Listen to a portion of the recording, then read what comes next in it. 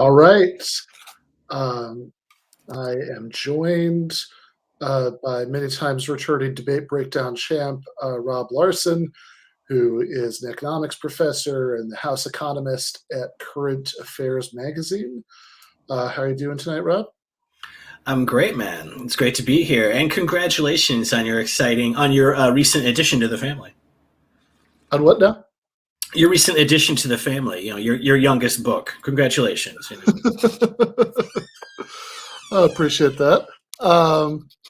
Yeah, I think in its babyhood, it's doing having a reasonably successful babyhood.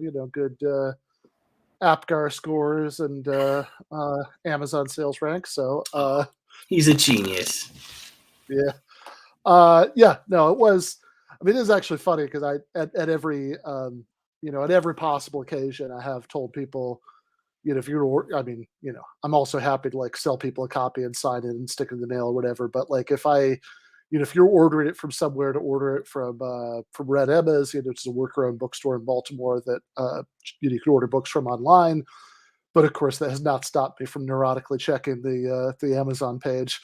Since that is what you do.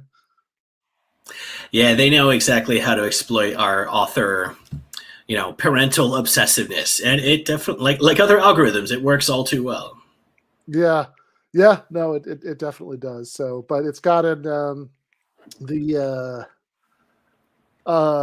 so it's been pretty consistently the number one new release in agnosticism. Like agnosticism is mentioned for like 3 sentences, but I'll take it. And for the last few weeks, and it was I think the Kindle edition was the number one new release in atheism at one point, and I think it was like number 3 or something in history and theory of politics. So yeah, no, I've definitely checked that way too much, but that has all been good.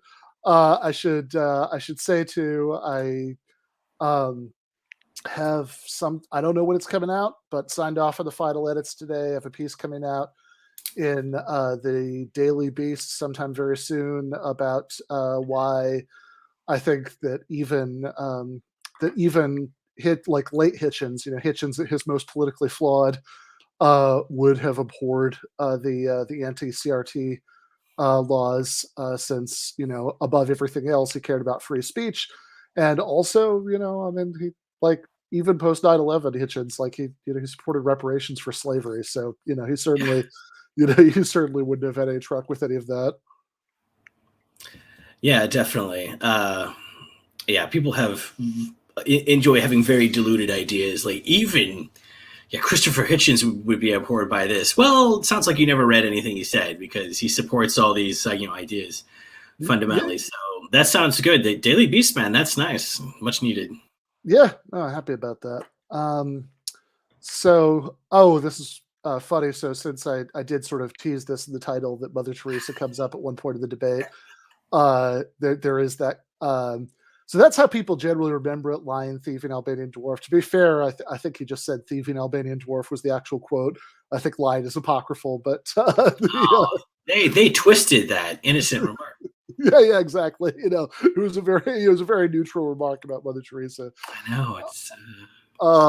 But it was funny actually. My Croatian grandfather, when he was shown the Vanity Fair article in the 90s, where I think he first said that, his only response was, "Oh, I thought she was Croatian." So, like no comment on thieving dwarf, but you go wrong Balkan country. Oh, okay. Yeah, exactly. That's a great response. But yeah, the book where he says this, which come out a couple years before this, couple years before. Anyway, it was certainly in the same general. It was like a mid to late 90s book.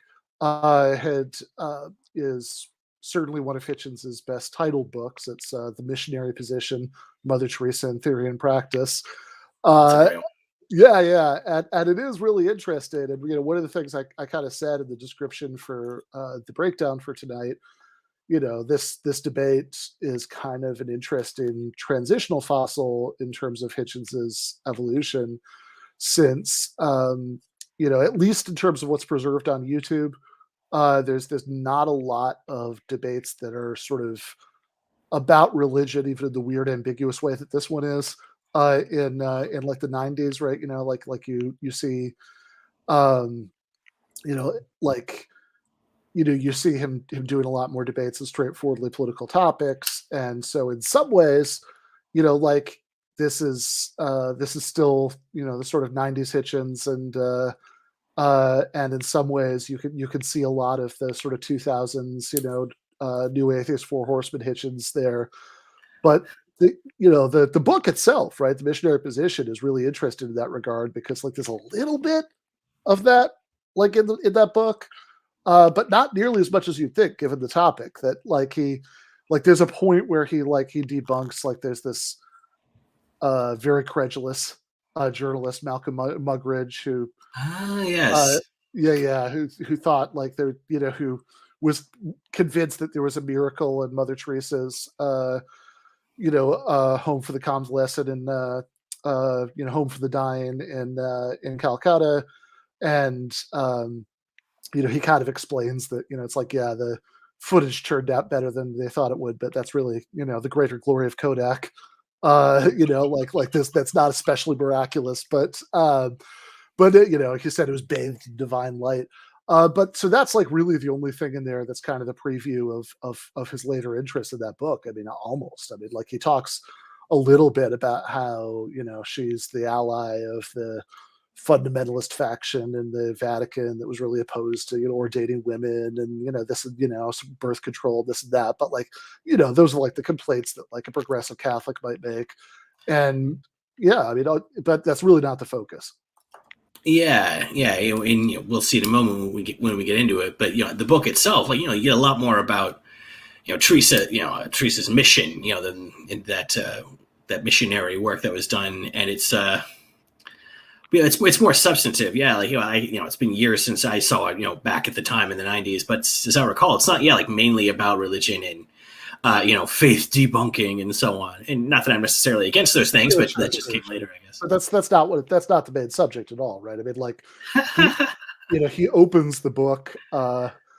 Um, he opens the book by talking about Mother Teresa's chumminess with the Duvalier dictatorship in Haiti, which is definitely like stuff like that is much more the emphasis. Yeah, that's like the real stuff to keep our mission going. All these evil forces. Yeah, Yeah, yeah, yeah, that's a different beast, I guess. But I don't remember, but I'm sure it has some sense of the atheist trolling that he later became better known for. yeah. No, I mean, there is definitely, yeah. I mean, there's like a little bit of it Mm. there, and like and I think there's a little bit more of it in this debate, and a little bit more of it in Letters to Young Contrarian, which came out the following year in 2001, um, where he like there are there's like a little bit, right? It's like letter, was it 10 or something? I don't remember. I might be getting mixed up, but there is like one letter in there where he talks about why he's not just a sort of um, you know he's not just a sort of like vague agnostic, that he's like really a militant atheist, and and he says things that are very similar to what he would say God is not great, um, but yeah, it's definitely, like I said, this is definitely transitional, which makes it interesting. Yeah, Um, but I don't know. Is there anything else you want to say before we start? I don't think so. I'm excited. Nice. Yeah, let's do it. I'm all I'm suitably prepared. So Smash it. We'll get going. yeah, let's yeah, we had I was on left reckoning last night to talk about the book, and we we ended up like the post game, which I think was supposed to be like an hour, was like 3 hours, and and I think everybody involved was was hitting the Johnny Walker Black pretty hard for the Hitchens nostalgia, but you can tell that's it's a much depleted bottle Yeah, here. well, as would his have been though. So you're further honoring him by overdoing it. Like as what he would have. No, definitely. It's I quoted this in the post game last night, but there's a very funny line that I quoted in the book, that there's a Vanity Fair article where Hitchens said that with martinis, as with all gin drinks, the rule is that they're like breasts; they come best in twos. And Alex Coburn in Column and Counterpunch said, I don't know about that. I've seen Christopher first thing in the morning having trouble bringing his cigarette and his lighter into meaningful context. Uh, I think he might be more of a six breast man. More of a Total Recall fan. Yeah, exactly. but yeah, so it's yeah, I mean, it's interesting stuff. I don't want to spoil too much. I will say, like, you get some of, like, I mean, Hitchens was always a little bit of an oddball. He has some positions that never quite fit. That, like, before this even, like, I think he was probably, ironically, right, given the sort of culture war valence of the new atheism, I think he was, like, a little too squishy on abortion rights. Like I think he never quite, he was always a little uncomfortable about that subject. I think that comes up for, like, momentarily here. Yeah, no, it does not fit actually with any of it, right? The early leftism or the later new atheism. It's just a weird fact about him. But also, like, Bill Donohue, at the same time as he's like arguing that the Catholic Church is horribly oppressed, and that Hitchens is spreading vile lies about the saintly Mother Teresa and everything. He's also like there's also, like, a moment where he's like, oh, and you supported all of these, like, communist revolutions in Latin America, so there's that going on here too. A lot of subtext, yeah, a lot of global political material and biblical canon to fight over. So these guys won't go hungry today. No, exactly. All right, let's get to it.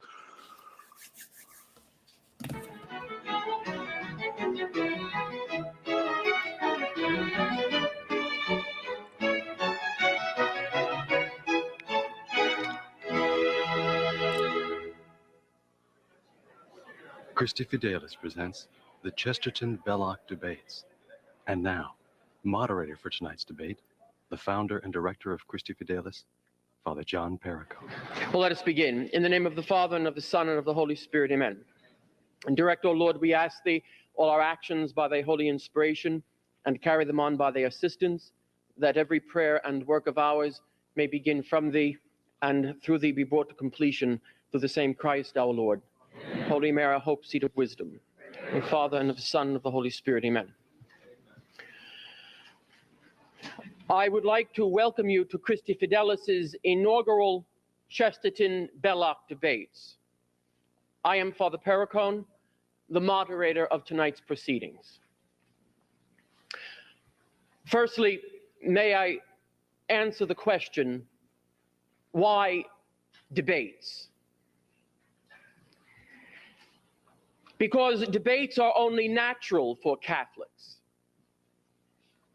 If the Church did not invent debate, it brought it to its highest refinement in the Middle Ages with the Questiones Disputatis of the scholastic doctors. This was natural for the Catholic Church, as I said, because truth is her possession and her passion, since her master is the way, the truth, and the life. No other institution on earth at any time has protected and exalted the true achievements of the intellect other than the Catholic Church. Of course, she bids the intellect to exercise itself, not for the sake of intellectual exercise. That only leads to the contemporary philosophical fatigue called deconstructionism, with its more remote descendant in the skepticism of Plato's Athens. No, the intellect's purpose is to strive for the truth. It is to this end that the Church created the universities and still considers them one of her monumental accomplishments, prompting in her great pride and jealous custody. Debates? Yes. Because arriving at the truth is everything. And the Catholic is second to no one in that quest. My second question: why debates named after Messrs. Chesterton and Belloc? For 4 reasons. Because they were 2 of the premier Catholics of the 20th century.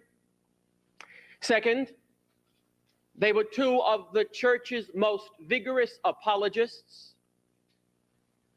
Thirdly, because they were 2 of the finest debaters of their day. Chesterton's frequent debates with George Bernard Shaw are now the stuff of legend. And Belloc, his sidekick, rivaled his friend.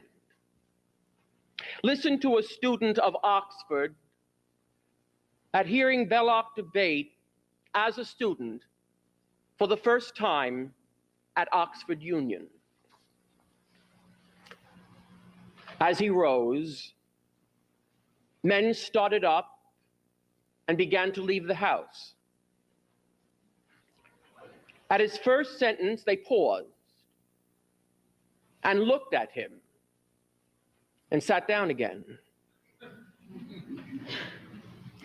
By the end of his third sentence, with a few waves of his powerful hands and a touch of unconscious magnetism and conscious strength, Belloc held his audience breathless.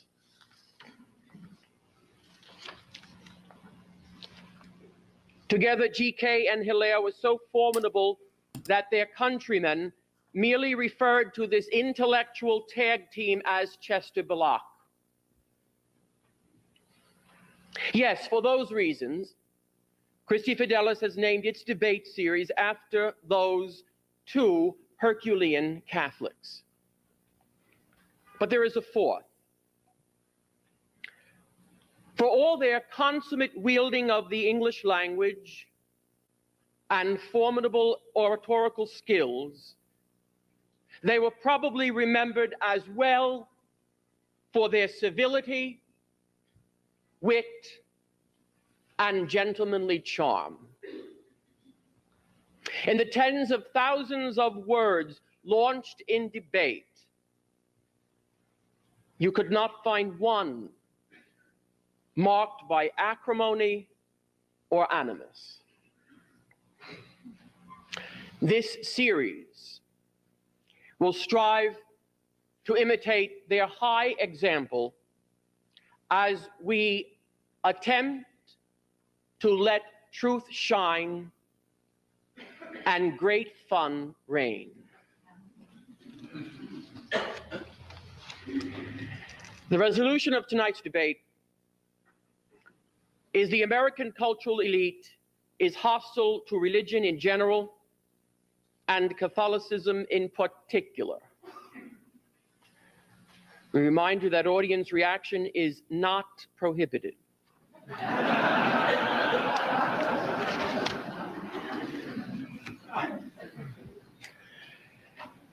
Dr. William Donohue, for the affirmative, began his teaching career in the 1970s working at St. Lucy's School in Spanish Harlem. In 1977, he took a position as college professor teaching at La Roche College in Pittsburgh. In 1980, Dr. Donohue was awarded his PhD in sociology from New York University. Dr. Donohue is the author of 3 books and many articles. He is currently president and CEO of the Catholic League for Religious and Civil Rights, the nation's largest Catholic civil rights organization.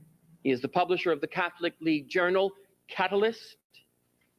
Dr. Donohue is also an adjunct scholar at the Heritage Foundation and serves on the board of directors of the National Association of Scholars and the New York State chapter of that organization. Dr. Donohue.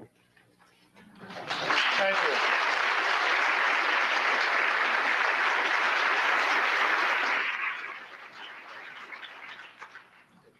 The first thing I want to mention is something that happened not in this country, but to our neighbors in the north in Montreal just recently. Let me read something to you. On March the 7th, 15 people wearing ski masks spray painted graffiti with the words "Religion, a Trap for Fools" on a pillar outside Mary, Queen of the World Cathedral in downtown Montreal. Inside, they painted "No God, no Masters" on the altars. They overturned flower pots and they stuck sanitary napkins, some soiled, to pictures and walls. Condoms were thrown around the cathedral. The missal was stolen. Hundreds of prayer books were destroyed. There was an attempt to overturn the tabernacle as well.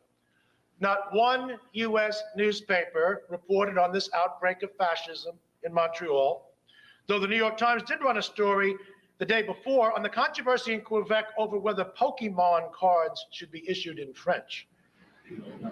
AP ran a story on March the 8th of 1999 on a synagogue that was vandalized in Siberia, but said nothing about the March 7, 2000 desecration of Montreal church. But AP did address another issue in Montreal the day before. The story was on U.S. files complaint against European unions on jet mufflers.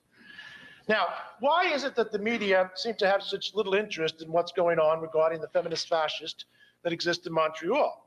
It has something to do with the outlook of the media elite themselves. If you take a look at the book by Stanley Rothman, for example, and Robert Lichter in 1980, called The Media Elite, they'll identify for you a certain mindset.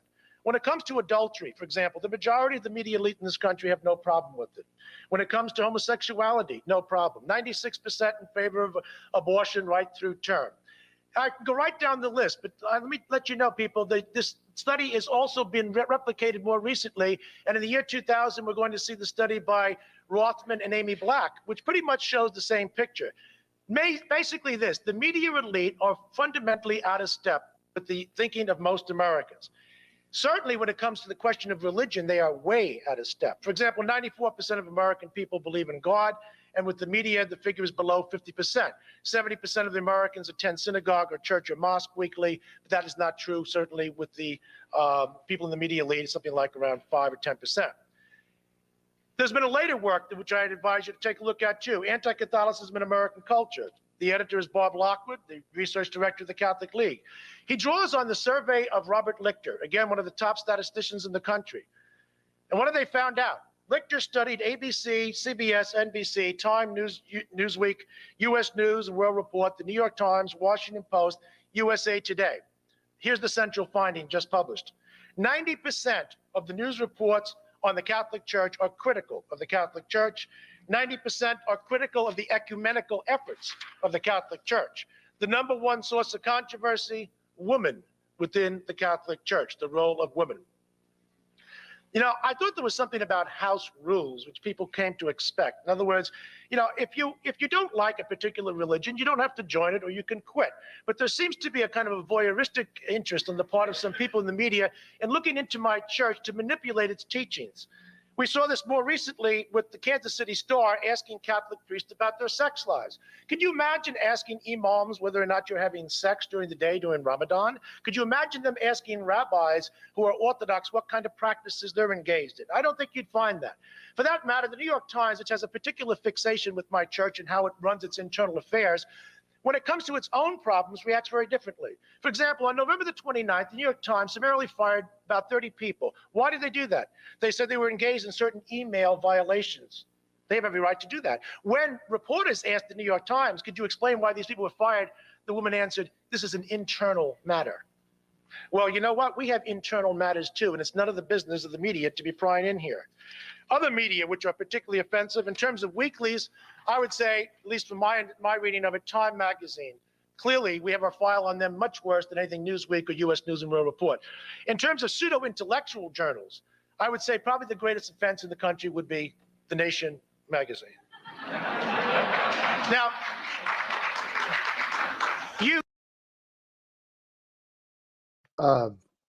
I should just add, on the off chance that anybody who's watching doesn't have this context, that's where Christopher Hitchens worked for a couple decades, including at the time that this debate was happening.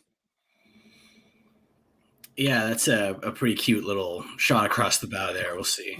Yeah. Hitchens reacts to that. That's a surprising one. Yeah. Speaking of which, I should say I was that is something I was really happy about. At the end of last month, I had a little very short preview of the book published there. So that's which is kind of cool because that is definitely where I first remember reading the guy. As in like the late '90s. The Minority Report column. That's fantastic. All right, let's keep watching. There's a lot to comment out of what we've gotten so far, but let's finish up his opening. Yeah, definitely. You may know something about that, Christopher, because your magazine has been beating up on the Catholic Church for a long time, without with the kind of effect, of course, that you'd like. One of the earlier bigots was Paul Blanchard back after World War II, writing that incredible anti-Catholic screed. Know that you've read it a few times. Hope you prepared your notes for it tonight. And you have now, of course, continued in that tradition, even been accused of the Nation magazine of being an anti-Catholic bigot yourself. You can defend yourself later. In terms of the tabloids, I would say there's a three-way tie between the Enquirer, Star, and Vanity Fair. That's what I would say as probably the greatest offenders. The other place that that anti-Catholic bigotry. he had a job at this point. Now, 60 Minutes in terms of television, in terms of the magazine shows, is probably one of the most offensive. You saw that show on Sunday with John Cornwell. He is from England. He's from England. We're getting some strange things exported to this country. John Cornwell is a phony. He's a journalist. He's not a scholar. He has lied to everybody, and including to Ed Bradley, about the fact that he had unprecedented access to the archives. He didn't have unprecedented access. They've been around for a long time, and lots of people have had access to the archives. And as a matter of fact, he didn't go on for months beyond end. He, in fact, spent less than 3 weeks, sometimes never showed up at all, and sometimes for a short period of time. This is a man who's been able to get away with it so far. You check out the New York Times a week from tomorrow on the op-ed page to see how far 60 Minutes gets away with it again. Go on with him sometime. In terms of the morning shows, I'd say the early show with that pompous fool, Bryant Gumbel, is probably the leading example of somebody who likes to take shots at the Catholic Church. Hollywood, well, we have our own production company. I mean, you can't say that about the Jews or the Hindus, but we have, of course, Miramax. Barb and Harvey Weinstein like to give money to Al Gore and Hillary Clinton.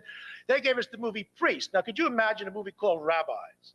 5 depraved rabbis, all degenerates, and their degeneracy is a function of their rabbinicate. Now, well, you're not going to see it. What about the movie Dogma, also coming out from Miramax? You're not going to see a movie about Kaddish. You're not going to see a movie where they're going to use toilet humor with the Jews. That's because Jews have done a better job than Catholics have in fighting back. Catholics are a little slow to react. Now, with regard to a real thesis I want to run with you tonight, and we'll see if you can run with me, Christopher. The public sector, that's what I want to talk about. The public sector actually subsidizes anti-Catholicism in this country. Take, for example, foundations, tax-exempt institutions. You wouldn't have the Rockefeller Foundation subsidizing Jews for Jesus, but you have the Ford Foundation subsidizing Catholics for a free choice. A phony of an organization was condemned by the Catholic Church in 1993. Francis Kissling is an amazing creature who refuses to debate me. That's where you're getting that. The nonprofits, you have Sisters of Perpetual Indulgence. These fools are dressed like nuns, and then they get a tax-exempt status. People say, well, they give money to charities. How about a bunch of white boys setting up the Al Jolson Society with a little black paint on their face, doing a little tap dance and saying, well, we give to charities. Would they get a 501c3 status? I don't think so. In terms of the public theaters, Manhattan Theater Club gives us Corpus Christi, incredible play. The museums, the Brooklyn Museum of Art, sensation. If you haven't heard about it, I don't know where you live, but let's listen to the reaction here. Boxes of maggots, decomposing cow's heads, bisected pig in formaldehyde, a 13-foot portrait of Myra Hindley, and the Holy Virgin Mary by Chris Offaly. Now, what did we get out of this? Where did this come from? Well, it came from England. Now, there are 2 things about England that I know that we've had to put up with. One of them is Christopher Hitchens, and the other is elephant dung. So, which you would not. Now, let me tell you something. You may need this too. After listening to him, I brought along some of my vomit bags. We use that. No, we use that very successfully in the Brooklyn Museum of Art. Because they told us that if you looked at this at the Holy Virgin Mary, that you may puke, and we took them at their word. We want to facilitate the process. So if anybody feels the need to puke, there you have it. Now, you also have a problem with the state schools in this country. Penn State, for example, 2 years ago, the feminist fascists there decided to take a vagina, made a vagina with human hair, and then put our Blessed Mother inside of it to show how much they care about us.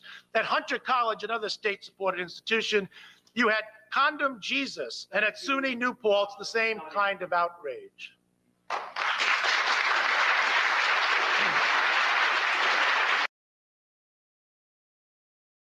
Oh, he seems to be having a good day. Yeah, that's good stuff, man. Donahue's an interesting one, you know. If any of our listeners have listened to weird New York-based talk radio, you may have heard episodes of, for example, your Howard Stern show, your Opie and Anthony and so on, where Donahue calls in because he's unhappy about treatment of Catholics and stuff. And I just want to say it's so strange because, I mean, just like it, you know, performance here is just like those. Because his main thing is like, and here's, I don't like Vanity Fair, and I don't like this other magazine. This newspaper, I give it a B. Like, it's just like long lists of gripey media bitching. Just very gripey, gossipy media, New York dude with money. I mean, it is sort of Trump-like up to a point because there's so much petty, like, media sniping. And you in Vanity Fair said something. I wrote it down. Like, it's like, this just comes off as like weird. This comes off as like you're hearing a letter to the editor in the paper, Yes. like speaking to you. Like, I don't like him. I could go on about the articles. I don't care for those articles. And here's another one. Here's another opinion I don't care for. So it's kind of exciting. I just want to say, it's funny because on those shows he would always like make these really confusing, like counterfactuals. He was like, "Well, you like this movie where the Catholic Church got insulted for touching children constantly and protecting priests that do it. How would you like a movie where Martin Luther King becomes a Jew and then he stops the Holocaust? How would you like that?" And you're like, "What the fuck are you talking about?" So it's very familiar to me. It's been a long time since I listened to that kind of radio. I'm like, oh God, it's all coming back to me. Yeah, it's like not a call on like, it's not like a call on like Hannity. It's like a call on like a local talk radio station in Wisconsin somewhere. Yeah, this guy has just like regular retired guy vibes, you know. I do love, though, I appreciate that he's bashing England. I mean, that part's fine. I like that Hitchens is just completely stone-faced. You know, Donahue, that's what I was going to say earlier. Like, all these guys that complain about, like, the media elite, it's always someone from the media elite. Like, I know this guy from national media that I heard him on that was, you know, not even in a political context. I'm very familiar with him. He's obviously from the media elite. He knows all these media people by name, and he's obviously very accustomed to, you know, media delivery. You can see him here. You know, he has funny visual aids. He's like, haha, modern art is gross and against Catholics. I brought a barf bag because maybe you'll barf. That's funny. Like he did, you know, like visual aids. That's what we call that, as you know, Ben, in our industry. He brought them. It's like, so he's just such a media creature. Like all of his interests are media based, and it's all about his televisual performance, you know. It's fascinating to watch. Like this is, you know, like the Catholic Church's guy they bring out to go on TV, and he's very showbiz, you know. Yeah. Yeah. No, absolutely. I love that, you know, the metaphor about the talk radio call, you know, since that is what a lot of this sounds like. It's very, you know, it's like a joke they'd have on The Simpsons where, like, you know, Grandpa, you know, just starts like rattling off all the things that, you know, he doesn't like, or, you know, he, you know, and here's another thing, right? You know, like it is, and it's making me realize something. I have to ask you, Ben. I had a little technical difficulty right when this started. I kind of missed the homily. Is there like a subject that he's supposed to be talking about? Because it became just Catholics are persecuted by the media. Was there a theme to this at one time, or I might have missed it? You know, they announced a subject, and this is the second time I've watched the debate, but it's like I'm kind of losing what the alleged, you know, maybe if somebody can put it in the comments, what the alleged help us out is supposed to be. Like they definitely said it right, kind of at the end of that homily that, you know, like, but it's definitely something about Catholics being persecuted, which is kind of funny because, like, okay, look, can you still find like anti, like, yeah, I mean, certainly historically, there's tons of anti-Catholic prejudice in the United States, but I mean, it seems to me that was at its strongest when Catholicism was really associated with like recent groups of poor immigrants that people hated. As soon as it became second and third generation immigrants, white ethnic groups disappear into America. No one even notices after that. Yeah, totally. I mean, like, I think, and I mean, you can see that like in, like, I think by like the 70s sometime, right? Like even, like pretty intense evangelical churches were willing to like ecumenically link arms with the Catholic Church to, To hate abortion and stuff. Hate abortion and whatnot, right? That's, yeah. I seriously think like half of this attitude though is they're mad because their one president got shot.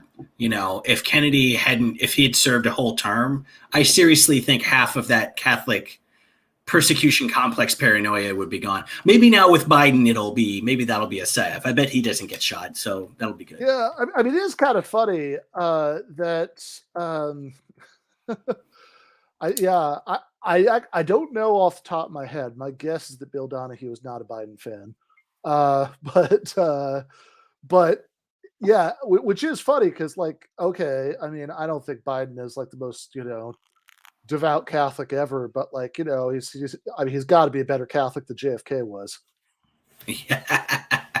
That's an achievable goal, but I think so. Biden at least has, well, at least in his old age, he has a pious air. That yeah, totally. And but I didn't realize too that I didn't realize Donahue was with the Heritage Foundation too. Then now I really hate him. I didn't realize that's. Yeah. This, bigotry, calling people bigots, I mean, a lot of this is less plausible since Spotlight, and since it became like, this is the 90s when saying Catholics were kid touchers, a lot of the clergy has that issue and there's a history of moving people between parishes. In the 90s, that was still kind of like an edgy thing to say.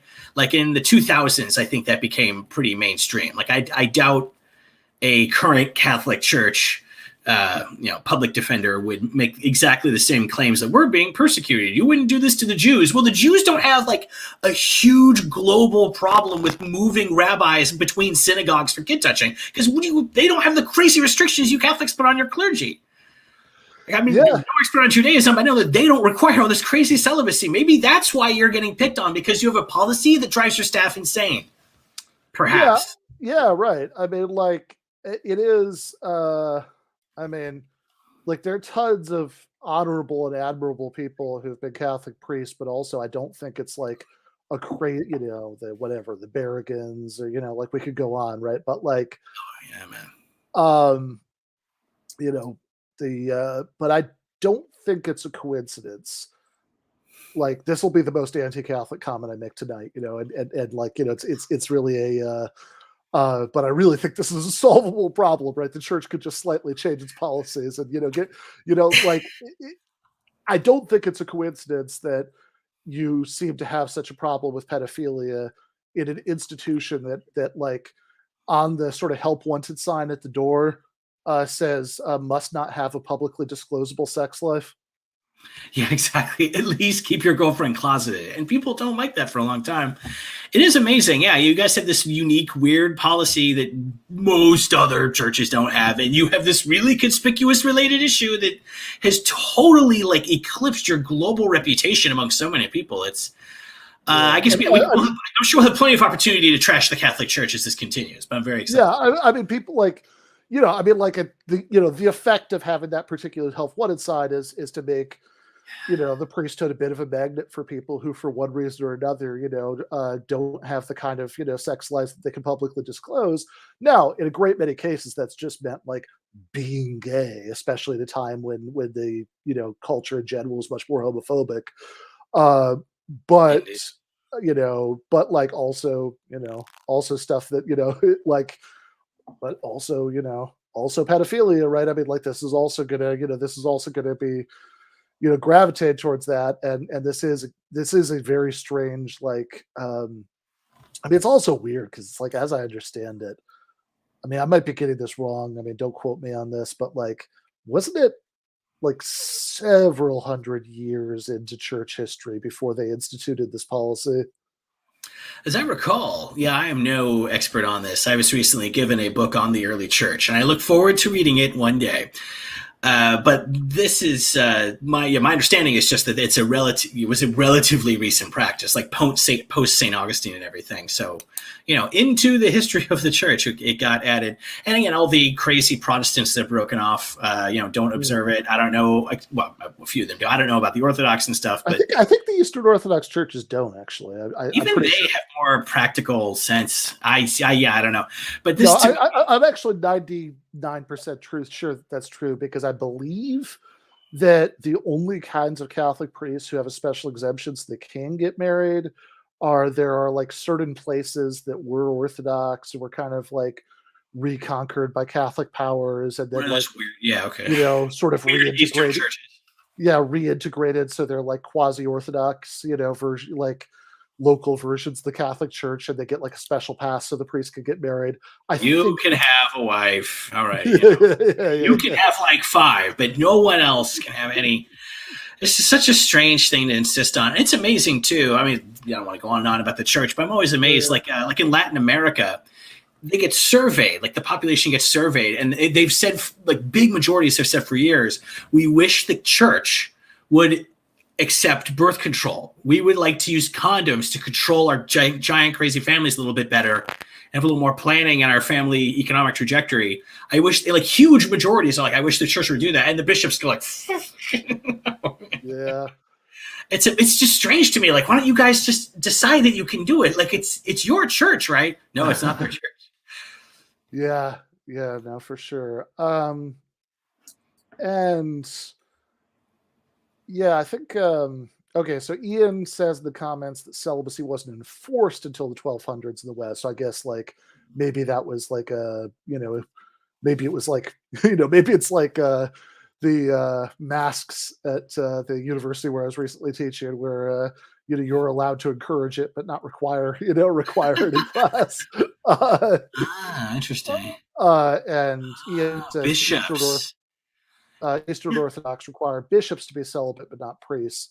So fascinating. Like that makes sense, because bishops are at least powerful, so you can have the aphrodisiac of power instead of actual sex. Like you can at least understand that line. At least makes some sense. Like you're giving people at least a little bit more in exchange for their sacrifice. Yeah, exactly. Not just you and your quiet parish not touching a woman, but you and your global traveling lifestyle not touching a woman. No, not so bad. But I'm excited to see what Hitchens has to say. But I will just, in conclusion, for my part, say these guys fight and they disagree. But I think we can all agree that bottom line, Brian Gumbel hates the Jews. I'm glad that the roof has been blown off that scandal. Yeah, it's about time. That was the weirdest pot shot, because like I understood like a lot of the rest of the random ones because they were just like needling Hitchens, the Nation is very anti-Catholic, Vanity Fair, oh, this guy I hate, he comes from England, just like you. But so like that makes sense. But I don't know why the hell he's like taking random shots at Brian Gumbel. Gotta have, like, if you're a real conservative, you have to have like one or two that are just like complete bafflers, or the crowd won't feel that you're enough of an edgelord. Like, is this guy really on the right? Whoa, I guess he is. I don't even know what that is. It's a bona fides thing, I think. Yeah, no, I suppose so. And I also actually, so it has been, a few months at least since I watched this the first time. So I do not remember, but I will just say before we start watching Hitchens that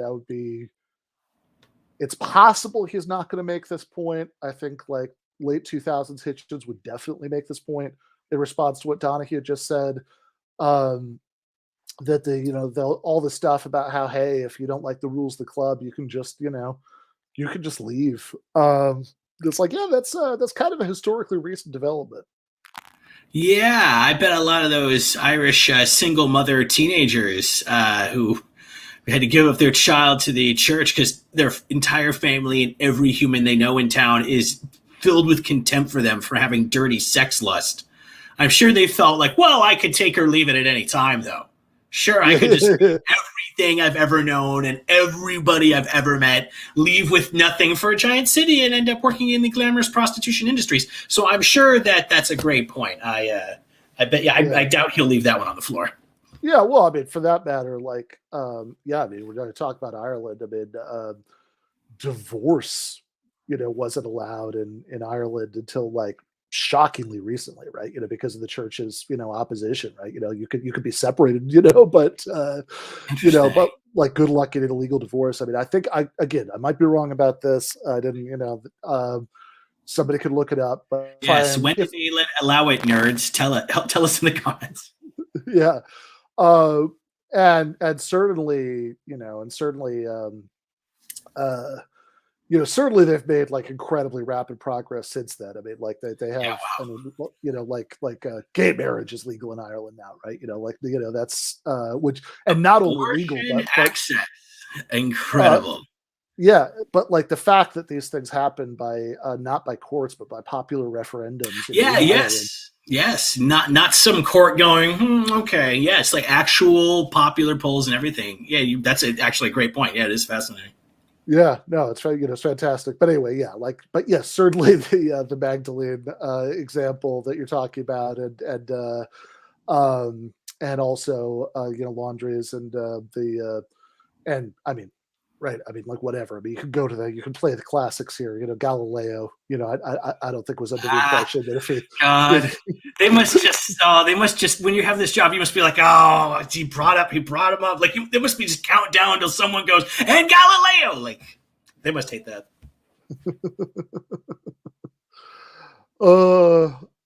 Yeah, fair enough. All right, let's watch Hitchens.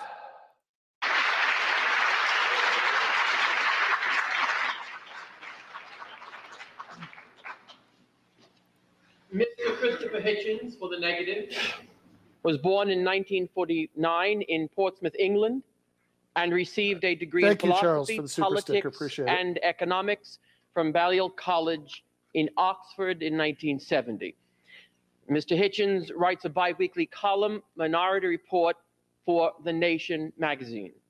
He is also contributing editor to Vanity Fair and to such other publications as the London Review of Books, Harper's, the New Left Review, the New York Review of Books, and the Times Literary Supplement. On television every now and then, Mr. Hitchens will appear on C-SPAN's Washington Journal, among other shows such as Larry King Live, Meet the Press with Tim Russett, and Hardball with Chris Matthews. Mr. Hitchens has been a visiting professor at the University of California at Berkeley, the University of Pittsburgh, and the New School for Social Research. Mr. Hitchens has authored 8 books. His most recent are the now famous invective against Mother Teresa entitled The Missionary Position, Mother Teresa in Theory and Practice.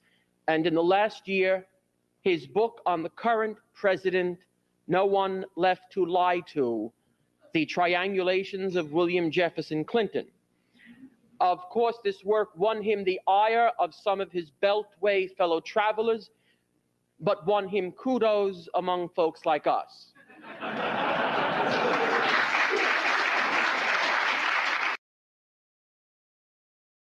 Gotta just interrupt to say that it's like that is somebody who only read the headline. Yeah, God, this guy's getting huge laughs on just nothing. When you control the audience, the mildest dad joke can get just this big wave of applause. Fascinating. Yeah, no, absolutely. But it's like, and again, like, I love No One Left to Lie to, but like it's a very, there's like a little bit of a preview of some of the later bad positions, on foreign policy, but the overwhelming majority of the book is definitely a critique of the, Clintons from the left. I mean, like he's like really savage about how bad welfare reform was. So like, I don't think like some Heritage Foundation kinds of ghouls, like might like just sort of like look at the title and be like, oh, you don't like Clinton, we don't like Clinton, right? Oh, another anti-Clinton book. We'll put you on a 15-city tour. And you're like, well, I don't have to tell them that I love Marx, I guess. That's that's a good point. I didn't read past the headline. Indeed, like just showing again, never underestimate how insanely shallow and intellectually lazy people are, because it is assuming that people are lazy and not doing the reading will take you pretty far, I find. And this guy, you have to crack the books. You can't just assume them. Yeah, no, exactly. Mr. Hitchens, at the end of the day, any foe of Clinton is a friend of ours.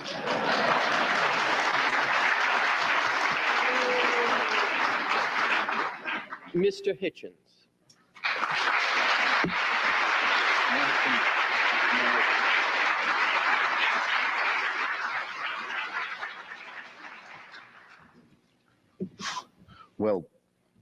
Well, kiss me, I'm English.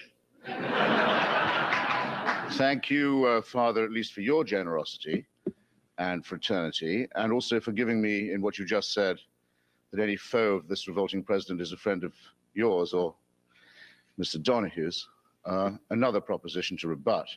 I thought I only had one. I'm certainly here to dispute, not to be heard. Turn it on. Listen, can we settle this once and for all? Am I audible now? Did you kiss me? I'm English bit. Okay. I wanted to thank, I felt I was obliged to thank at any rate the Father for his generosity and absence of vulgarity, and to say that in doing that, he nonetheless burdened me with rebutting yet another proposition, namely that any foe of this revolting pagan president is also a friend of his. I fear, Father, there you're too generous or too optimistic too.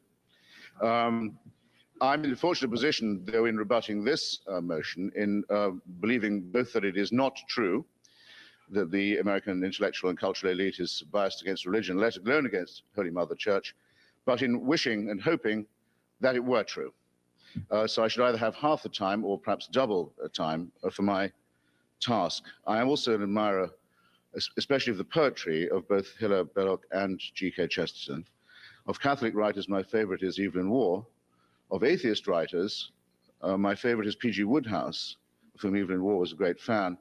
And Mr. Wodehouse once, in trying to summon the image of a very loud and deafening noise, said of the person in his short story that to his disordered ears there came a sound as if the figure of Mr. G.K. Chesterton had just fallen onto a sheet of tin. Now, I think it's important for me anyway, to be able to say that I don't have to begin, as I would have if I was speaking for the church, with any apologies.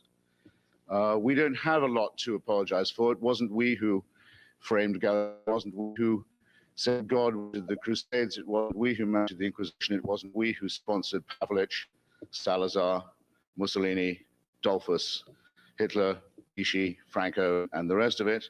And it was we who preached the Easter sermons saying who was responsible for the death of a mythical figure and creating ludicrous pain to real people in the real world. We don't have to begin by proving that our institutions and our beliefs are human, as all human institutions are, that we are only mammals, as His Holiness the Pope is only a mammal. We don't make a mystery where none exists.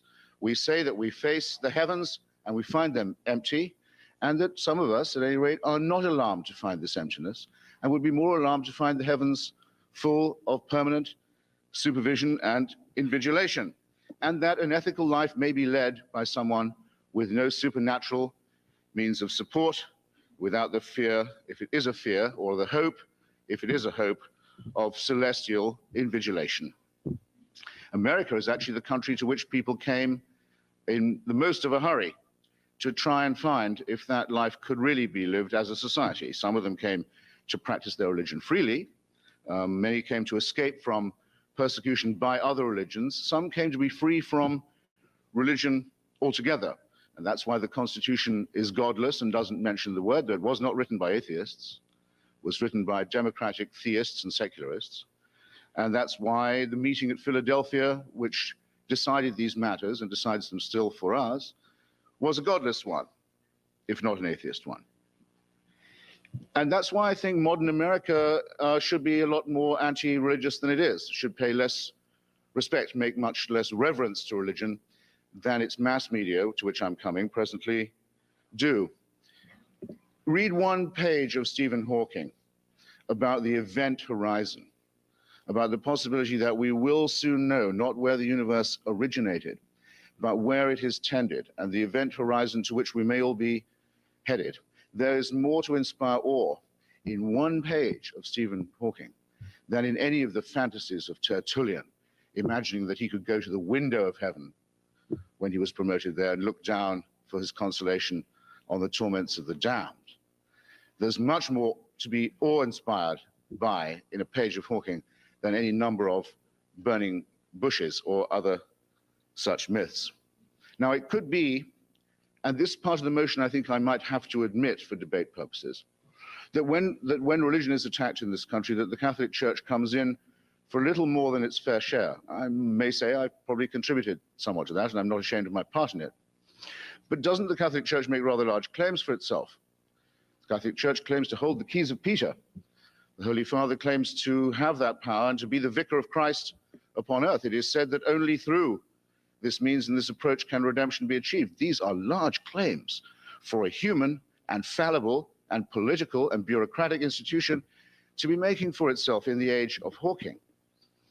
I think it's also the case that America is preeminently a country of, if not sexual license, as you might imagine from hearing Mr. Donohue. I mean, I'm surprised that you can cross the streets without copulating individuals and with dogs throwing buckets of water over them to keep the temperature down. But at any rate, a country of sexual tolerance, a country of sexual, I'll settle for pluralism, would settle for pluralism for now. Well, Holy Mother Church doesn't settle for that. Holy Mother Church makes rather strict demands. Holy Mother Church prohibits by various edicts, ukases, statutes, and pronouncements all forms of sex that are not specifically devoted to the outcome of procreating further Catholics, and it enforces this with a celibate hierarchy. Now, that's fine, and it is your choice, and as you say, Father, as you don't say, Father, excuse me, but presumably would, but as Mr. Donohue did say, no one has to join that church. But that church, where it can, does try and impose those standards on non-believers and non-members. There it is. And there will always seem to some people, I think, something absurd in the enforcement of such statutes, especially since we know most Catholics don't observe them, by a celibate oligarchy and hierarchy. And isn't it said, and should it not be believed, or at least affirmed, or at any rate not repudiated, that you should expect to suffer for this, that you should expect to be reviled, that you should be proud to be abused, that you will be told that what you believe is absurd, that you should be glad to hear it for his sake, that those who despitefully use you are to be expected? And isn't that a rather dignified position, a rather honorable position for the church to take? Something that even an atheist and humanist and Marxist like myself can understand and respect. But instead what we get an endless whine of pity of, why are they picking on us? Wouldn't say that about the Jews. An endless play on the ethnic politics and identity politics card, an endless appeal to self-pity, where you should be proud that you're in a fight for your politics and your church. And you seem instead to be resentful about it, and perhaps, who knows, a little insecure.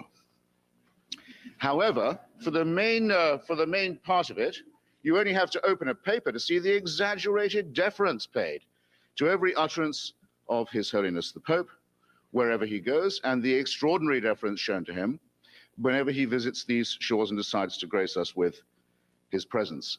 As for the woman styling herself Mother Teresa, I can attest that until I wrote my little pamphlet, she had been the recipient, the beneficiary of a 25-year Niagara of 100% favorable publicity in every secular, Protestant, Jewish, and Catholic or non-religious outlet of any kind at all in the media. Only by the grace of my intervention could it not be said when she died that no one had ever said a single word against her, and that no one had ever pointed out that she had fawned on the Duvalier family in Haiti and said that they were the Lord's anointed and beloved of the poor. That, well, I'll get to her depredations in rebuttal, because I say I have only a minute and I don't want to overrun time, already foaming in mid-sentence, waving vomit bags and Tampax, waving vomit bags and Tampax in the name of good taste and good bearing and good manners and good standards. I think I can hope to be rescued from that fate without any divine intercession. The truth of the matter is, ladies and gentlemen, comrades and friends, brothers and sisters, religion has it very much its own way in this country of ours. It's in the Pledge of Allegiance, thanks to a stupid intervention by President Eisenhower. It's on the money. It's in the opening of Congress every day. It's at the National Prayer Breakfast. It's when the delinquent president summons his advisors and his spiritual team in order to fend off what should have been inevitable. It's when Al Gore can't bring himself to criticize the decision of the Oklahoma School Board. And it's high time that that situation was reversed and we developed a proper immunity to it and made sure that religion could only be self-inflicted. Thank you.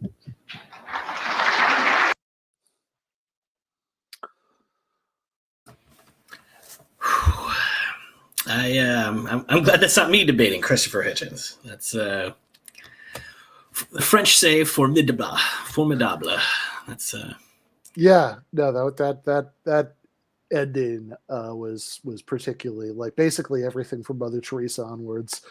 Like, that was just really good. The that little flex about how if not for the grace of my intervention, you could say that no, not an unkind word had been written about her, and the waving around the vomit bags, while screaming and foaming while screaming about good taste. God, he did that so much better than I would have. Like, that's so good. Yeah, that was fairly blistering. Yeah, and it's serious because, like you said, yes, like the classics against the church were like his warm-up act when he was still like getting going. He's like, yeah, this is the Crusades and Galileo, and you support Mussolini, and like that's the easy stuff, is the historical crimes against humanity.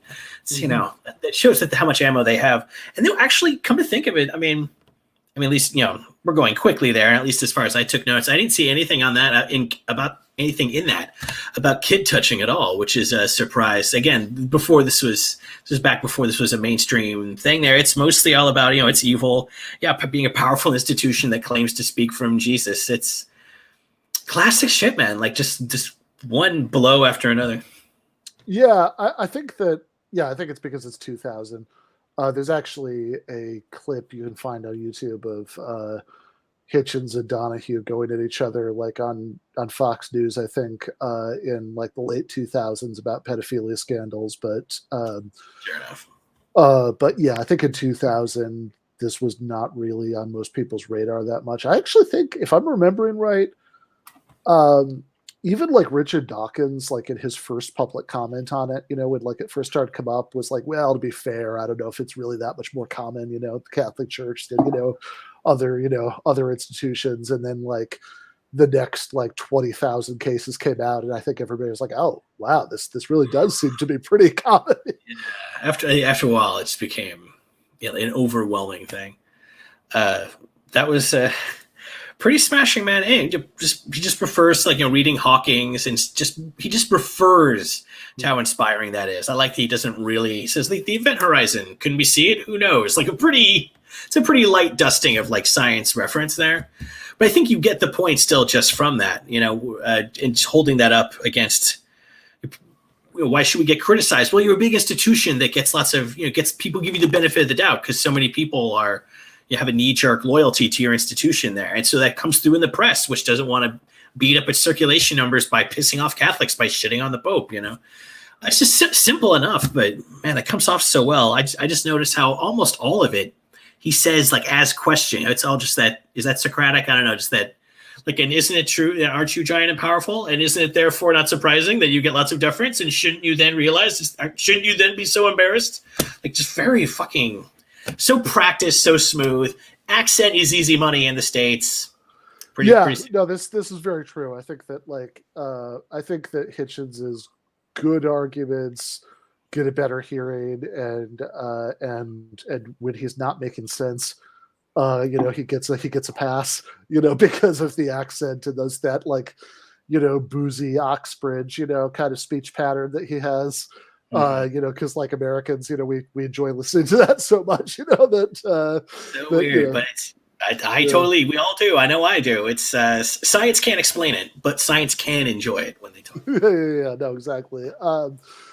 Which is funny, right? Because he was such a beneficiary of that. Although he was also, I think, one of the sharpest critics of like, the way that, like he wrote his book.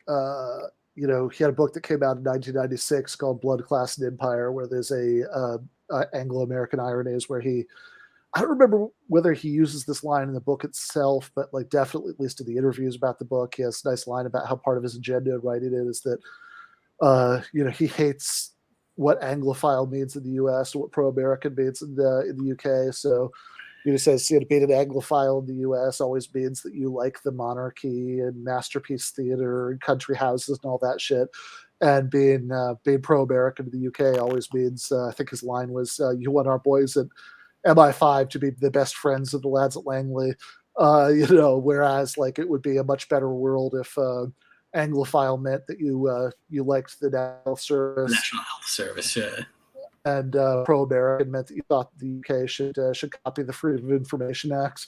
So that's still that's so good. Oh, it's just so. I haven't read a lot of Hitchens, but I've read people writing about Hitchens, especially now, and it's so. You could see, and again, obviously you see it here, like in this piece, like it's such a. It's a very silky spoken word. It's very nice. Yeah, no, exactly. Also, he does the beginning of Hitchens' statement did remind me of one of the biggest whoppers in the Donohue statement, which was the thing about when he was complaining about whatever teenage anarchists in like French Canada, which by the way is overwhelmingly Catholic and historically very Catholic Church has been very, very dominant in Quebec historically, right? But some teenage anarchists broke into a church and spray painted "No Gods, No Masters" or whatever. This is one of his leading complaints, about all the Christians in Iraq are about to be killed and driven out. All this, there was an act of disrespect recently last year.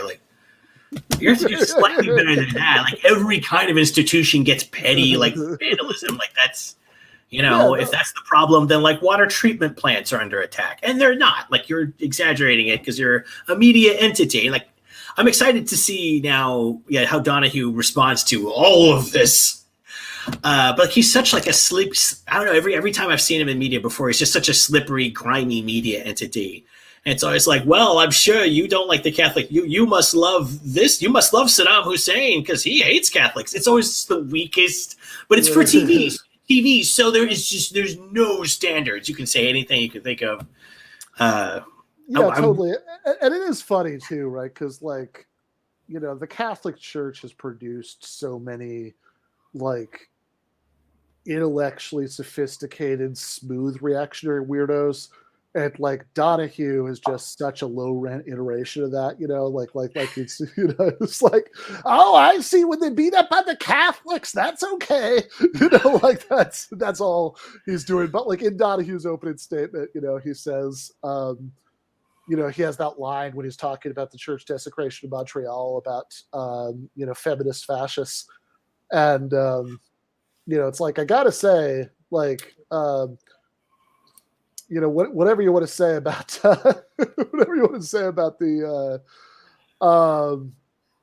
about the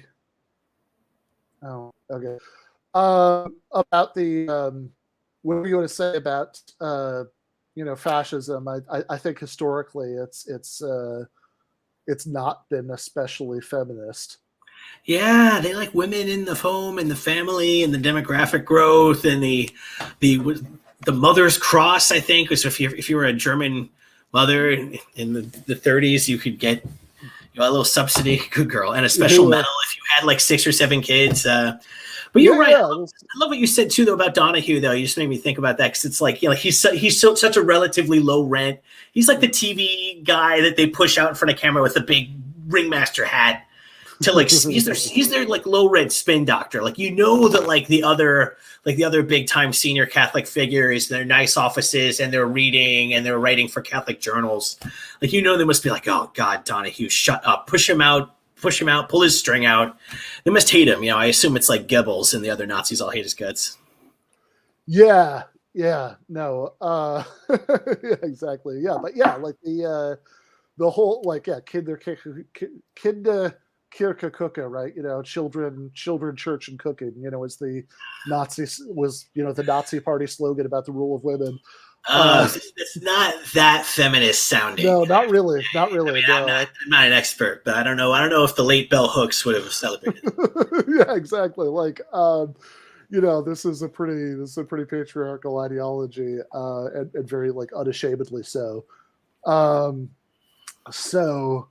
And yeah, I mean, and also, of course, as Hitchens has pointed out, like in the opening, okay, I think in Germany, to be fair, there was a little bit of a complicated relationship between the Nazi Party and the Catholic Church. That that like there are elements of tension, as well as like I think if you're clearly spots of resistance. Although I think if you're going to be honest, also tons of collaboration. But but like.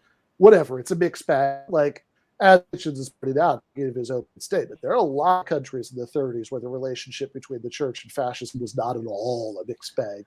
Yeah, I mean, Franco was like part of like the Spanish church. Like so surely that's the case.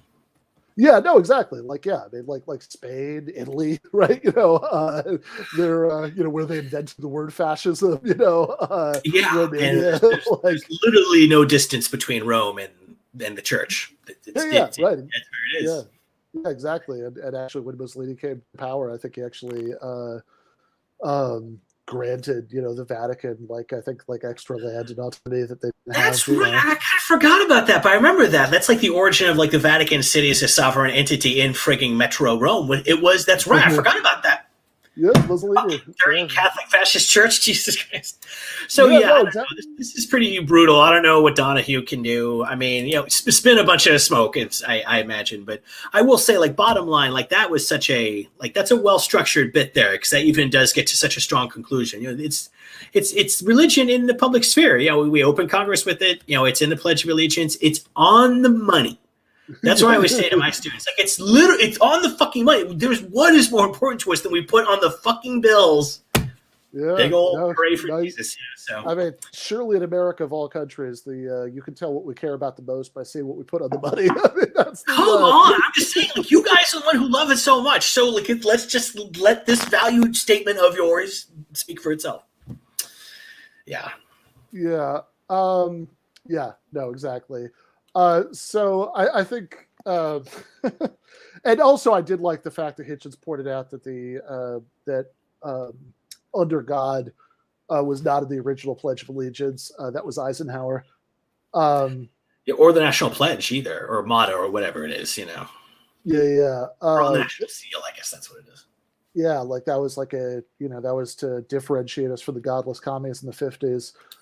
Because the original Pledge of Allegiance, I believe, was, if I'm remembering my history right, the original version of the Pledge of Allegiance, which, by the way, indivisible is in the original one, which is a reference to the Civil War. I guess at that time that makes sense, doesn't it? Yeah, right, exactly. And I believe that even though the guy who wrote the Pledge of Allegiance, because it was a Bellamy, not the Bellamy who wrote Looking Backward, but I think maybe related to him. I'm not sure, but I think the guy who wrote it was like a Christian socialist kind of minister. So like, even though obviously he was a Christian, like I think that was like not an oversight that God has not mentioned the Pledge of Allegiance, because I think that even though he's a Christian, that's also a guy who believed in the separation of church and state. Interesting. So many crazy layers to these things. No, exactly. So anyway, we should get back to the debate.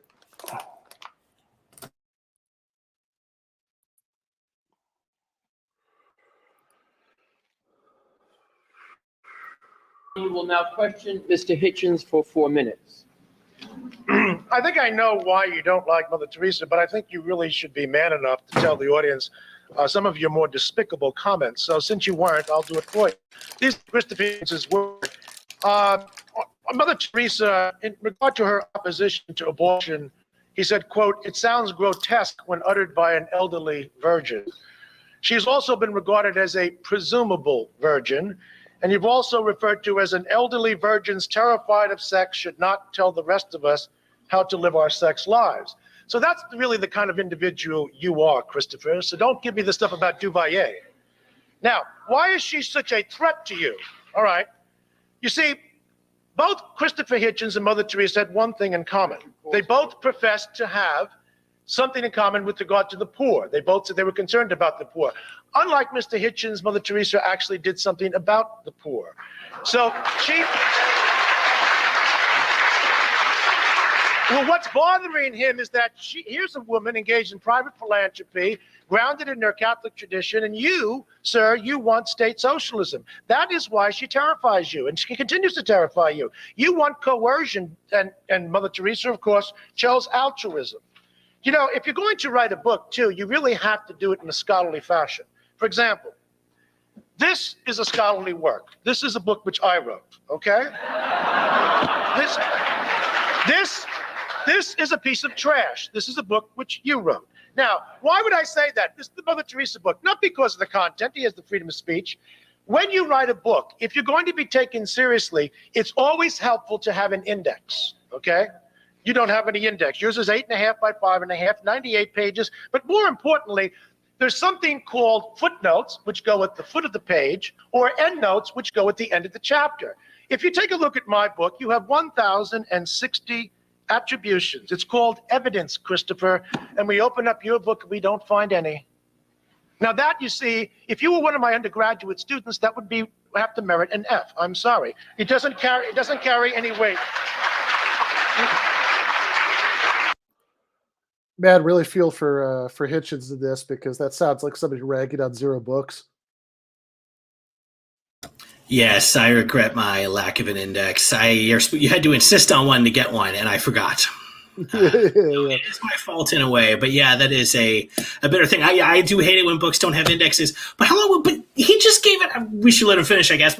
I'm gonna let you finish, but it's like, how did he? He just gave it away. He's like, your book. Where are the endnotes? Where are the footnotes? It's only 95 pages. Yeah, it's a short book, you idiot. Like, sometimes those are like small enough that you can incorporate it into the text. Like, it's not necessarily needing a scholarly apparatus if you're doing like you said, a pamphlet that's not trying to do very much, like looking at one small subject like this. Yeah, I believe. Kind of goofy. I actually don't remember off the top of my head. I know a lot of Hitchens' books back then were published by Verso.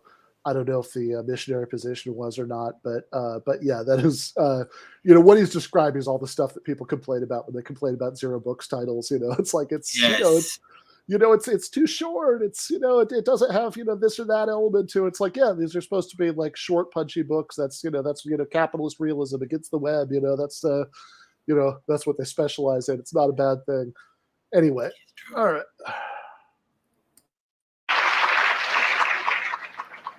The reason why you really don't like Mother Teresa, you say she takes from the rich in your book, and she gives from the poor. Well, who the hell did you expect her to take it from? The poor? I mean, what kind of a mentality is this?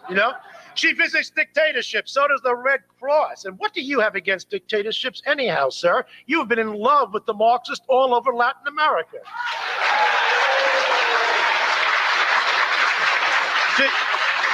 To give you an idea of where he's coming from, he was so angry at Mother Teresa because she wouldn't install an elevator in one of her buildings to rescue the homeless in the Bronx. He didn't mention that she agreed to take them up the stairs. The nuns would carry the homeless up the stairs. No, because the mind of the bureaucrat, the person who must have the state, is the mind of the person who would be against anybody who's doing anything like this. It's called voluntarism. But most amazing, in your book, you say that Calcutta needs population control. But on the page before, you actually say that secular leftist politics predominates. Didn't you quite figure out the cause and effect? In social science, it's called an independent variable and a dependent variable. Didn't you quite figure out that the reason they have so much poverty over there is precisely because of your secular leftist politics, which predominates? Where in God's name has socialism ever delivered anything but what Orwell said? Leader worship, oppression, and war. That's the legacy of what you stand for.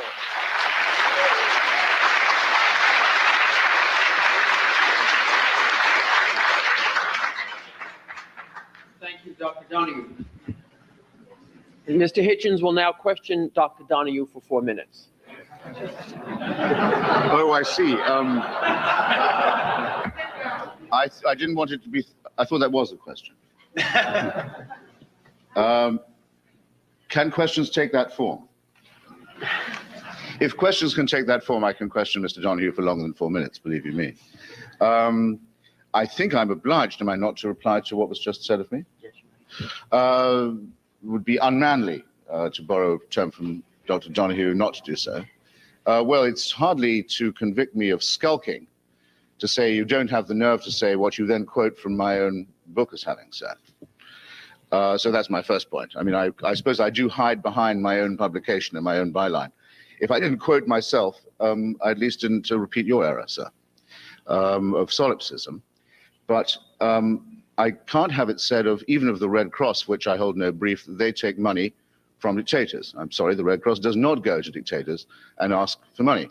What Mother Teresa in fact did was to go to Haiti during the rule of the Duvalier family, to take money from the Duvaliers, which the Duvaliers had stolen from the poor. You will remember that the life of the poor in Haiti was notoriously hard, and to make a speech in which she said that the Duvalier family was loved by the poor in Haiti, and that as far as she could see, the poor in Haiti loved them back. Now that's what she actually did and what she actually said. And you can square that as you will with her claim to be a saint. I don't trespass on sainthood questions. It's none of my affair. But those are the facts. Again, with Charles Keating of the Lincoln Savings and Loan, who had fleeced the poor of California through a Ponzi scheme. She took a large sum of money from him and a private plane, and the use of a private plane. And when asked by the court in California to return the stolen money, said no, or rather didn't reply, having interceded in the court. Mr. Charles Keating, good man and a friend of the poor. Again, these are the facts. Now, it was not said by Mother Teresa. I'll say this much for her. She didn't say, but some of her apologists did say, well, Jesus of Nazareth knocked around with some pretty bad characters too. Sinners, publicans, tax collectors, that sort of type. Whores as well. No one accuses Mother Teresa of knocking around with that kind of type, and as far as I know, she never did. But he wasn't, if he was a real person, he wasn't shaking them down for their money. So the analogy, even if I accept the grammar or morality of it, would not hold. Mother Teresa took stolen money from the rich, money they had stolen from the poor, and she spent it on, well, we don't actually know what, because there was no audit. But we know it wasn't on hospices and on healthcare and feeding people in Calcutta, because that remained consistent. Her outfit was as poor when she finished as when she started.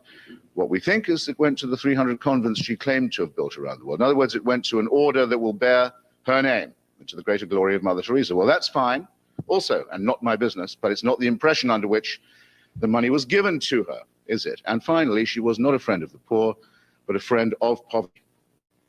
It's a very important distinction. Everybody knows that there is one way, that and only one way, by which poverty can be cured. It involves the empowerment, as to use sorry for the fashionable catchphrase, but there's no better word for it, empowerment of women. Go to a village in Bolivia and Bangladesh, anywhere you like, any wooden spoon country you choose. Give women some power and education where their reproduction and reproductive rate is concerned, and come back a year or two later, and you will see the floor has moved up a little bit away from the swamp of ignorance and filth and superstition and infant mortality and disease, and things are starting to happen. And then if you can come up with maybe a handful of seats in a small loan, things will really start to happen. But it all depends on releasing women from their dependence on the cycle of reproduction, and on the husbands who force it on them and the Christians who force it on them. Mother Teresa spent her entire life in the Third World opposing any vestige of the only policy that can possibly work. She deserves to be called a friend of poverty, and she preached to the poor, just wanted to point out that you could see just for a second there, like you can tell that Hitchens thinks that he's like, not incorrectly necessarily, but he thinks he's really like hitting stride because he starts doing like this thing a little bit, like while he's talking. Yeah, you can see he physicalizes his energy a little more when he gets going, as many lecturers do. Yeah, no, for sure. That their poverty was to be loved and thought of as a gift from God. That their sufferings were a gift. And she preached to women that in Ireland, for example, one of the last acts of her life, to go to Ireland to campaign against the constitutional ban on divorce that's since been lifted by an all-party agreement. She campaigned solidly in the no referendum to say, no, a woman in Ireland who's married to a drunken alcoholic, a child abuser and wife beater may never hope to be divorced and remarried. And the Constitution of Ireland will tell this to Protestants too, because the Constitution was then applied to the whole of Ireland, and thus making peace between the two communities entirely impossible. And then in her interview with the Ladies' Home Journal said about her friend and fellow campaigner, Princess Diana, the spoiled narcissist princess of all time, that it was great that she got divorced because her marriage was so unhappy. This is, I'm sorry, ladies and gentlemen, a return to the time of the sale of indulgences and the most disgraceful days of your church. Thank you, Mr. Hitchens. You take her, not me.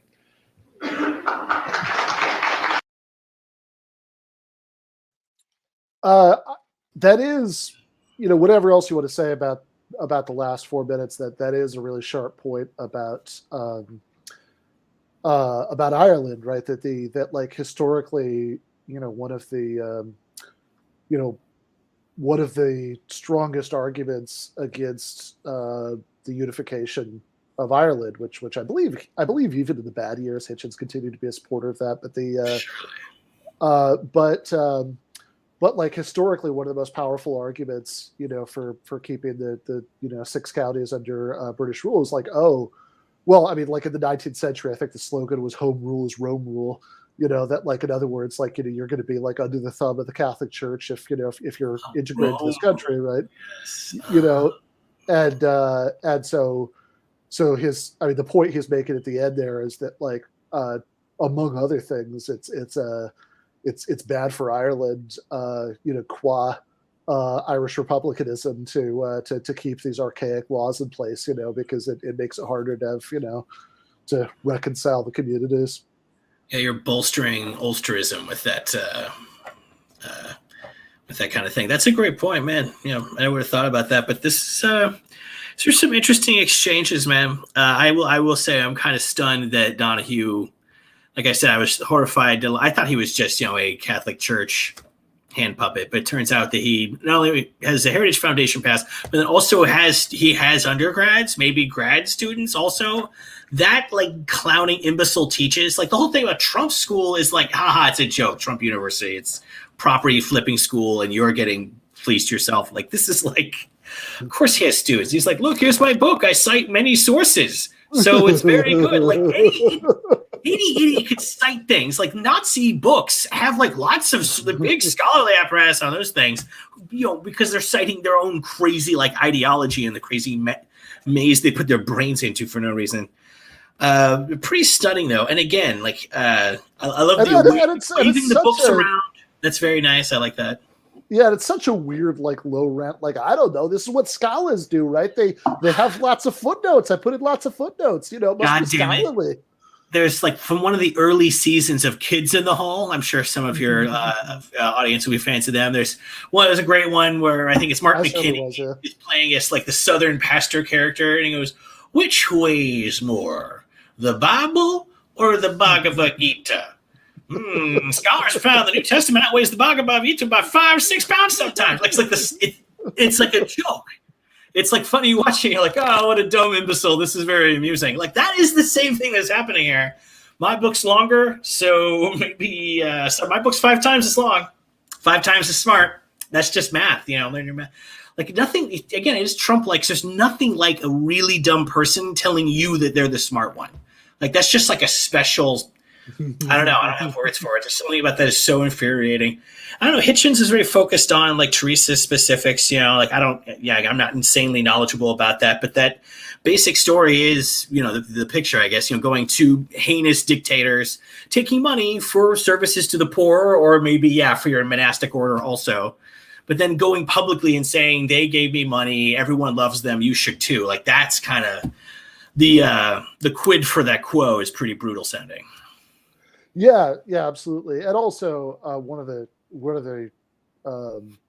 most powerful points that Hitchens makes in that book, and he seems to be on pretty solid ground here. I mean, if anybody is like really like shown that this is wrong, I haven't run into it. That remarkably little does seem to have really been going to the poor, right? That that in these hospices in Calcutta and elsewhere, they had this is like the really grisly stuff that like an evil nun in a book would do, in like a 19th century novel would be doing, that she like wasn't really using like proper anesthetics and stuff, she seems to have believed that that suffering was good for the soul. It brought you closer to God. You should suffer. Yeah. That's a fairly brutal attitude for an entity dispensing public health care. Like really better to have some doctors run that, I think, than some entity that's like, well, maybe you suffer extra more. Maybe we use the dullest needles we could get because you suffer more. That's, you're welcome. You'll have a better heaven ticket. That's exciting for you. So, that's from the Catholic Church. You're welcome. That's broadly the picture I got. That was, pretty brutal exchange. Oh, I did love, of course, like all conservatives, imbecile. So, and that's the socialism that George Orwell said is terrible. Yes. In his book, My Hatred of Socialism, that he wrote, I should think, I imagine. Oh my God, anytime, remember, viewing audience, never let any conservative get away with touching Orwell or any of his ideas ever.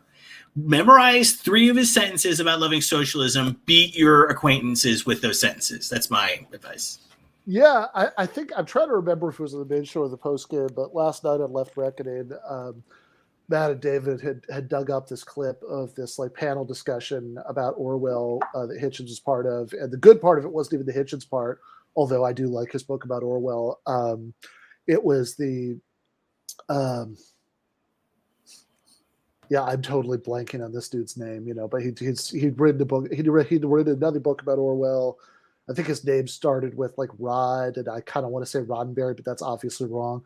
Anyway, but whoever this other guy was made this fantastic point in there, which is that there's this classic essay by George Orwell called Why I Write. A lot of people have read that essay. And he says that, the big turning point in his life was his fighting the Spanish Civil War. And that he says every word of, serious work that I've written since 1936 has been written against totalitarianism and for democratic socialism as I understand it. That's the rest of that line. That's a great one. And this like he was holding up like the Signet edition of Animal Farm, which sold like 1 million copies or whatever. Yeah. And everyone sees that quote there, slightly trimmed. Everyone sees part of the quote, right? That in book design, it's very difficult to get whole quotes onto the back of books. Like we have to lop off huge parts of sentences all the time, especially if they use the socialism word. That is not good. Yeah, exactly. It's against totalitarianism. ... Oh my God, that is like America's like free marketplace of ideas right there. Dot is just ... That's pretty great. Yeah, I love that. And ironically, not unlike Winston Smith, disappearing things. Yeah, God, that's just like that's so on the nose with 1984. Yeah, just all about Stalin. Yeah, history editing. All those passages about it. Like that really is like, and then I cut off the sentence and threw it in the memory hole, like kind of heavy-handed Orwell imagery, but like that is how his work was treated in the marketplace. That's good stuff too, and just also for the audience, other great places for tons of Orwell directly discussing socialism, like Road to Wigan Pier is kind of one of my favorites because the first chapter about like horrible blue collar conditions in 1930s Britain is very interesting, but the whole back half is about socialism and how to make a movement with it and why it's so hard and what a bunch of weirdo socialists are and how it hurts the movement. And I don't like half of it I disagree with, but it's so interesting and it just helps you remember. Well, yeah. One of the great patron saints of English 20th century literature is on our side, and imbeciles who pick them up, like it should burn their hands, like when they pick the wrong, enchanted goblet or something like that. So read those books and beat your idiot acquaintances with them. It's physically and figuratively. Yeah, I mean, look, I do on the one hand get the sense that Orwell was a little stuffy about some of this stuff. Like I enjoy some of the weirdos, but but that said, I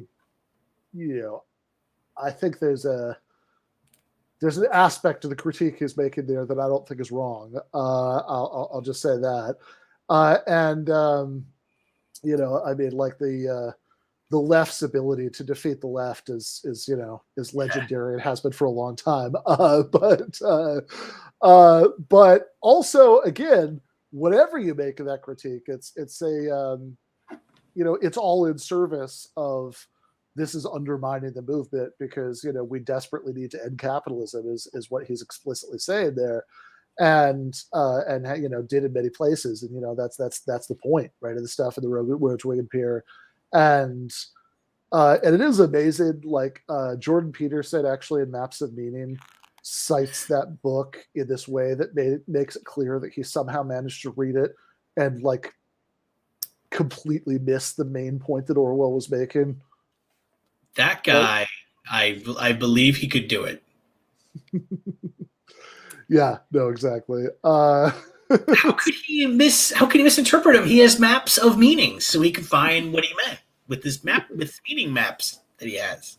Yeah, that's good stuff too. The other Orwell thing I just like to steer people toward is he actually wrote he wrote a little pamphlet during the war, The Unicorn and the Lion, which is all about getting socialism and when his thoughts about World War II. Like that thing is juicy and it's tiny. It's also a 50-page pamphlet with no footnotes though. So I guess it's useless because where's the footnotes? So forget I said that. It's useless.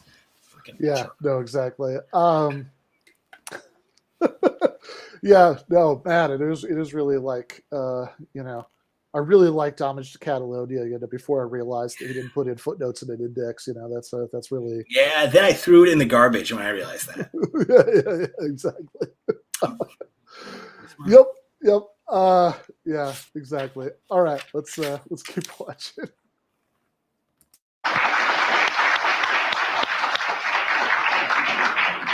Dr. Donohue will now respond to Mr. Hitchens for 8 minutes. 8. Charles Keating, by the way, gave the money to Mother Teresa back around 1982. You left that out. Very convenient. When he was involved in this swindle in the 1990s, the money was already spent on the poor. That does not appear in your book, and you're not man enough to say it again here this evening. Now, this fawning over the poor that you supposedly have, you should have an interest in the poor. It kind of reminds me of people who said that, Jimmy Carter was a good president because after he left the presidency, he kept making houses for the poor. My response to that was, and the same response I have to you, well, hell, he ought to. He helped make enough of them poor in the first place. Why shouldn't he build some houses for them? I mean, after all, it is the philosophy of The Nation magazine, is yours as a Marxism. It is the most failed philosophy in all of history. You've been on the wrong side of history. Marxism is you talk about apologies. You don't want to apologize for anything. There are more people dead in the 20th century as a result of what government has done than what any religion has done. 120 million people lost their lives. It's called communism. Now, if you don't make this...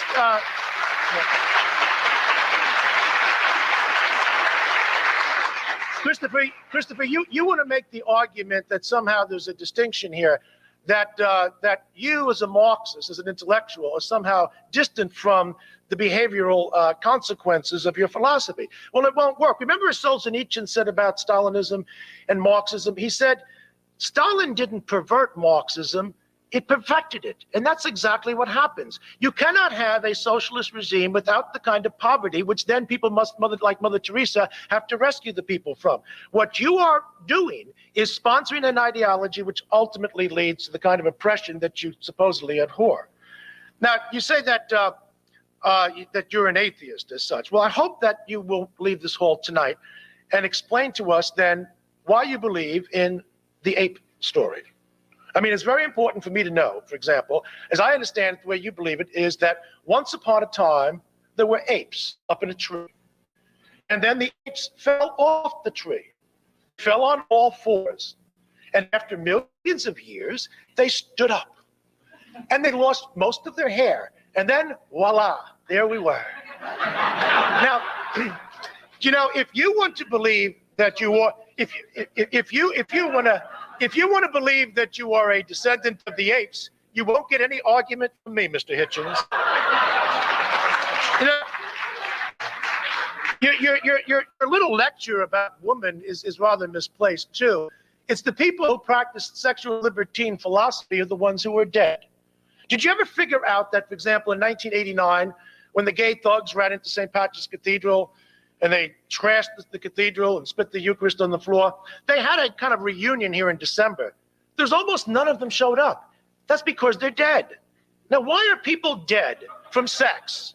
Is it because they are practicing natural sex, or are they practicing unnatural promiscuous sex? Now, nobody that I know of in the entire world has ever died of sex if you listen to what the Catholic Church teaches. It's only people in rebellion to it. If you go throughout history, you'll see a whole long list of people from the Marquis de Sade to Kinsey. Every one of these people were not only anti-Catholic, they were sadomasochists, bisexual, switch-hitting, pedophile, voyeuristic exhibitionists. Did I leave anybody out? Now, and that's true. If you take a look at every one of these people, look at what they have bequeathed to us. So I think there is some accounting that needs to be done. It has to come from your side. You said that the Catholic Church deserves the bigotry it gets because it wants to impose its views. I can take no better authority than Pope John Paul II, who says the Catholic Church doesn't want to impose anything. We are here to propose. You can accept and you can reject, and you can live with the consequences of those people who reject the wisdom of the Catholic Church. You know, it is strange. The Catholic Church is the greatest defender of the poor. I don't know of one single force which allows more poor people to become middle class than Catholic schools. And yet, if we lived in a sane society,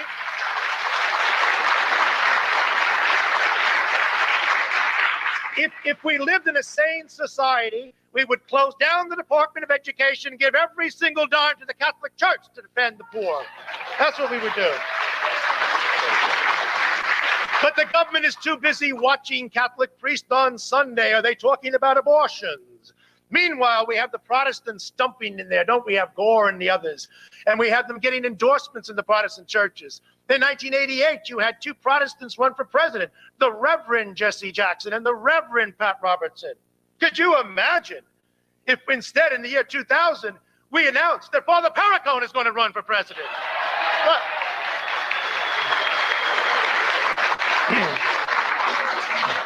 oh, I'd like to give them Father Eichner out in Kellenberg. That's what I'd like to give them.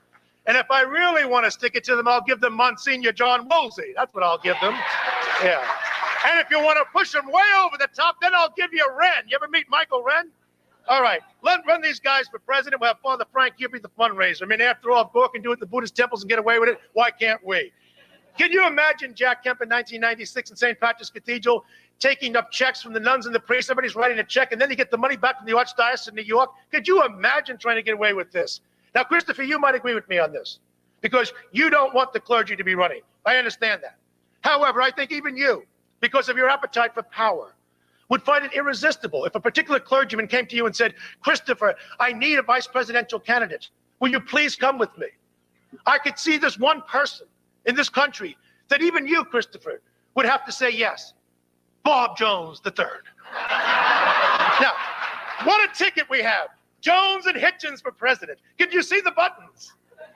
Now, you could actually bring in your friend Ian Paisley, the guy from the other side of the country. I mean, Ian Paisley has a lot in common. He's not only a fellow Brit with him, but he's also a guy who got an honorary degree from Bob Jones University. So you'd have some fun with that. I'm sure you would.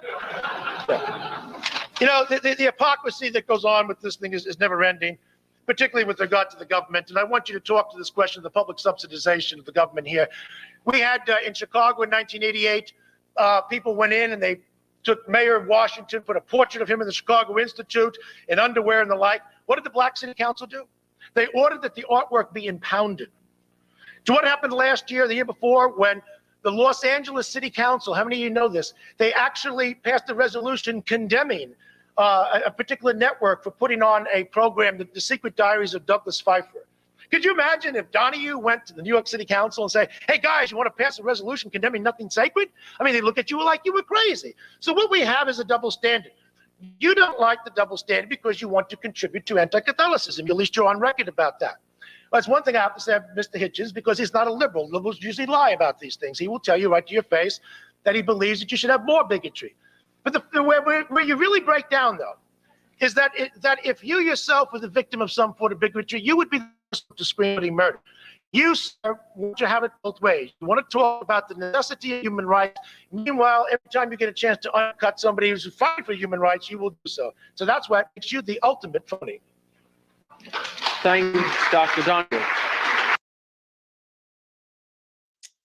Yeah, that Joe Brummer chat is exactly right. You know, there's a certain point where in the middle of that statement, Donohue kind of stopped debating and just sort of started riffing. Yeah. Yeah, again, like so many names of like Catholics and media figures from that time. And I grew up then. I have no idea who the fuck he's talking about. Like I knew like two names. Like, and another thing, what about Alexis McLeod? That's great. Can you picture it? Oh my God, don't get me started. Like, what the fuck are you talking about? This is like your precious debate minutes. Yeah, no, exactly. Like he's just, I mean, he's just completely, like all it is just played, just played to the crowd. I mean, this is like half an inch away from, everybody who loves Father Perricune, hold up your lighters, like that's like, it's just, I don't know what any of this is supposed to have to do with what he's arguing with. Like I presume because of, the guy, doing the mediating, this is some, church associated venue of some type. And it seems like Donohue's really playing to the crowd, like the physically present crowd. And it shows like it's not good for the side of the argument that is on the home turf because it's easier and they can get big, easy applause lines and incredibly easy laughs, as we saw earlier. Yeah. And like, I guess, are these classics? I don't recognize these. I'm either too old or too young. I'm the wrong age. Yeah, one or the other. I don't recognize, definitely at least half of what he's referencing. I'm either sick of these old fogies or I don't get these kids and their music. I don't know. It's one of them. Yeah, exactly. Right. Like, and it's just so stupid, right? Like you said, like, you and Ian Paisley. I mean, you're basically the same, like you're an atheist and a socialist and you support a united Ireland and Ian Paisley also doesn't like the Catholic Church. So, the same. I can think of 3 people who don't like the Catholic Church. So we're cornered and surrounded. Will we survive? Who knows? It's amazing too, just it just veers heavily into, and again, I think this kind of suggests that they're in a church venue, not in like some secular space, but he just goes directly into, and let me see if I understand your evolution idea correctly. And then the most uncharitable version conceivable. No, to be fair, we've had a lot of fun with Phil, Bill Donohue tonight, but he did have an extremely accurate, scientifically informed depiction. I'm bringing this up to say I don't want to say anything about that because he's just gonna, I don't fuck around with that. I'm not a fool. Yeah, no, that was amazing. Like, okay, so Donohue's understanding of the theory of evolution is that a monkey falls out of the tree and then like his hair falls off, I guess, and then that's a person. Is that what you're saying? Is that what you said? It's not like it's a bacteria and then he gets hit by an apple and he's Einstein? I think that's what it was. Like, well, you can really tell that Donohue's doctorate is in biology. Like you can really tell, like he knows the terms, like he's fluent with what's happening in the field. That's reassuring. Yeah, that's like, he wouldn't try it that nakedly if this was like some public debate, like on a news channel or something like that, where it's not like a Catholic venue, he would have had to be a little more like, and they make these implausible claims like this monkey, random mutations, but like, how can we come from randomness? Like, he would make it slightly less embarrassing if he was like in some public debate that's not like run on his home turf with all of his buddies barely out of camera going, yeah. That's my impression. Yeah, no, absolutely. And honestly, to be fair, I actually think, as somebody pointed out in the chat, I think by this point he might have actually literally been more Catholic than the Pope on this subject. Like, holy shit, that's true. That John Paul's papal bull on that was like 92 or 94, right? Yeah, it was definitely before 2000 that that John Paul II, finally said, it's like, look, okay, God is definitely intervening at some point in the process to create. Yes, there's insolence in some special apes. But I guess evolution happened. Fine. This round to you guys. Like, I'm so sick of arguing about this. Fine. That had definitely happened years before this debate.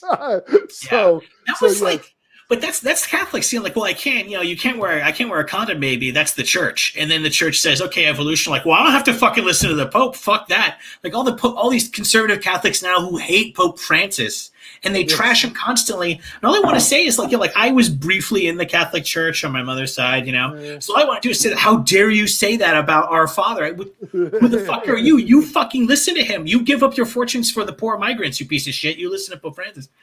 It's fun to have an opportunity to outflank someone on the right just to troll them more, and that's a great opportunity that everyone can use with their Catholic. Yeah, no, absolutely. I mean that, and yeah, I mean I do have, I also, I should say it, right, like as much as I as much as like I I'm an atheist. I agree with quite a bit of what Hitchens says in these debates, but like I also have a huge soft spot for for the religious left. Like I think that I could listen to like Cornel West talk about this stuff for hours. So cool. Oh, dude, totally. Yeah, and like all the like classic civil rights figures, like so many of them come out of like weird Baptist-y versions even of American Protestantism. But like the things they did, it's tough with the religious people because like it's mostly for like the most heinous parts of the society get their strength from it, and then occasionally like the most beautiful and helpful people come from it. It's unpredictable. Yeah, no, exactly. Although also I would point out when Donohue is talking about it's like, and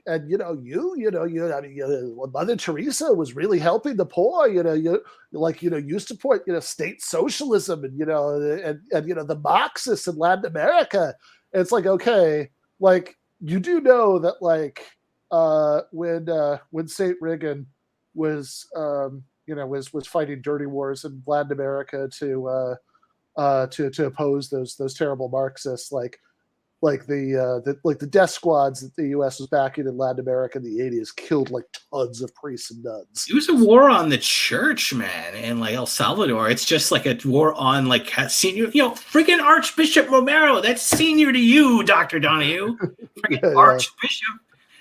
It's incredible. These people, these are American religious people, though. They have like no awareness or let alone solidarity with people anywhere else. It's I'm sure it's just like completely absent from his mind. I guarantee you he was never like, what about all those poor liberation theology people and those nuns working down there and their staff that were all killed? Like that was never ever entered his little happy head. He sits in his office, his staff comes in, look what it's Will and Grace is a gay character, sir. He's like, oh my God, I'll go on TV for this. Like that's that guy's job.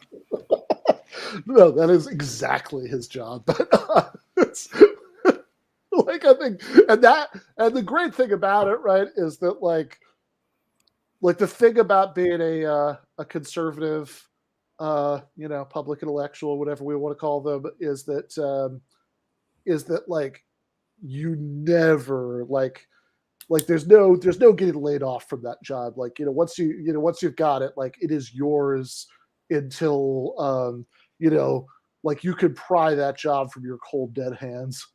Yeah, like, again, then the church up and down is like that. Again, if you've seen the College of Cardinals, it's older than like the U.S. Senate. It's just like a graveyard in there. It's insane. Yeah, no, absolutely. But I mean, like, even like, okay, so like, yeah, there's like, Donohue is like a weird Catholic version of it, but like, I mean, even like, I don't know, man, maybe there are some like people who started out floating on like, on like fellowships and foundations and think tanks on the right, who are like now out of a job, but I've never heard of one. Yeah, like all I ever hear about sometimes is like TV pundits, and then they don't get invited on anymore. So they just have to write shitty books instead. But it doesn't seem like the career really runs out of steam for people. I don't know. That'd be a great thing to like learn about, wouldn't it? It'd be like with like the lowest rungs of conservative poetry. Someone should write that book. Yeah. I mean, maybe. Let's get poor, who takes on horrible, let's get poor Matt McManus to do that. That's like, no, that would totally be. Like, he would take it on himself. He has Catholic sacrifice written all over him. He would do that. Yeah. He would write. Yeah, he would read like all of the books that were written by like just like 15th tier conservative pundits. Yeah, like he reads stuff that like you and Nathan Robinson wouldn't get to. It's like, like he really reaches low. I respect the man. I gotta hand it to him. Yeah, no, absolutely. I will say. Yeah, it is interesting thinking about the hierarchy of right-wing pundits because, like, I don't want to be like too much of a ghoul about this, like, because it's like, I mean, it's actually incredibly sad on a human level, but like, it is interesting to me that like all of the conservative pundits who die of COVID are like super small fry, like radio hosts, like low tiers. That's who's giving up their lives. And I agree, it's funny when they die, even though it's sad. Because like you said, they have families and shit. Like you don't want to see people dying. Sure. But when you see people going like, I can stand in front of this train and that crushes them, you kind of have to go like, I don't know what you expected. Like there's just something about like you can't help that it's like slightly.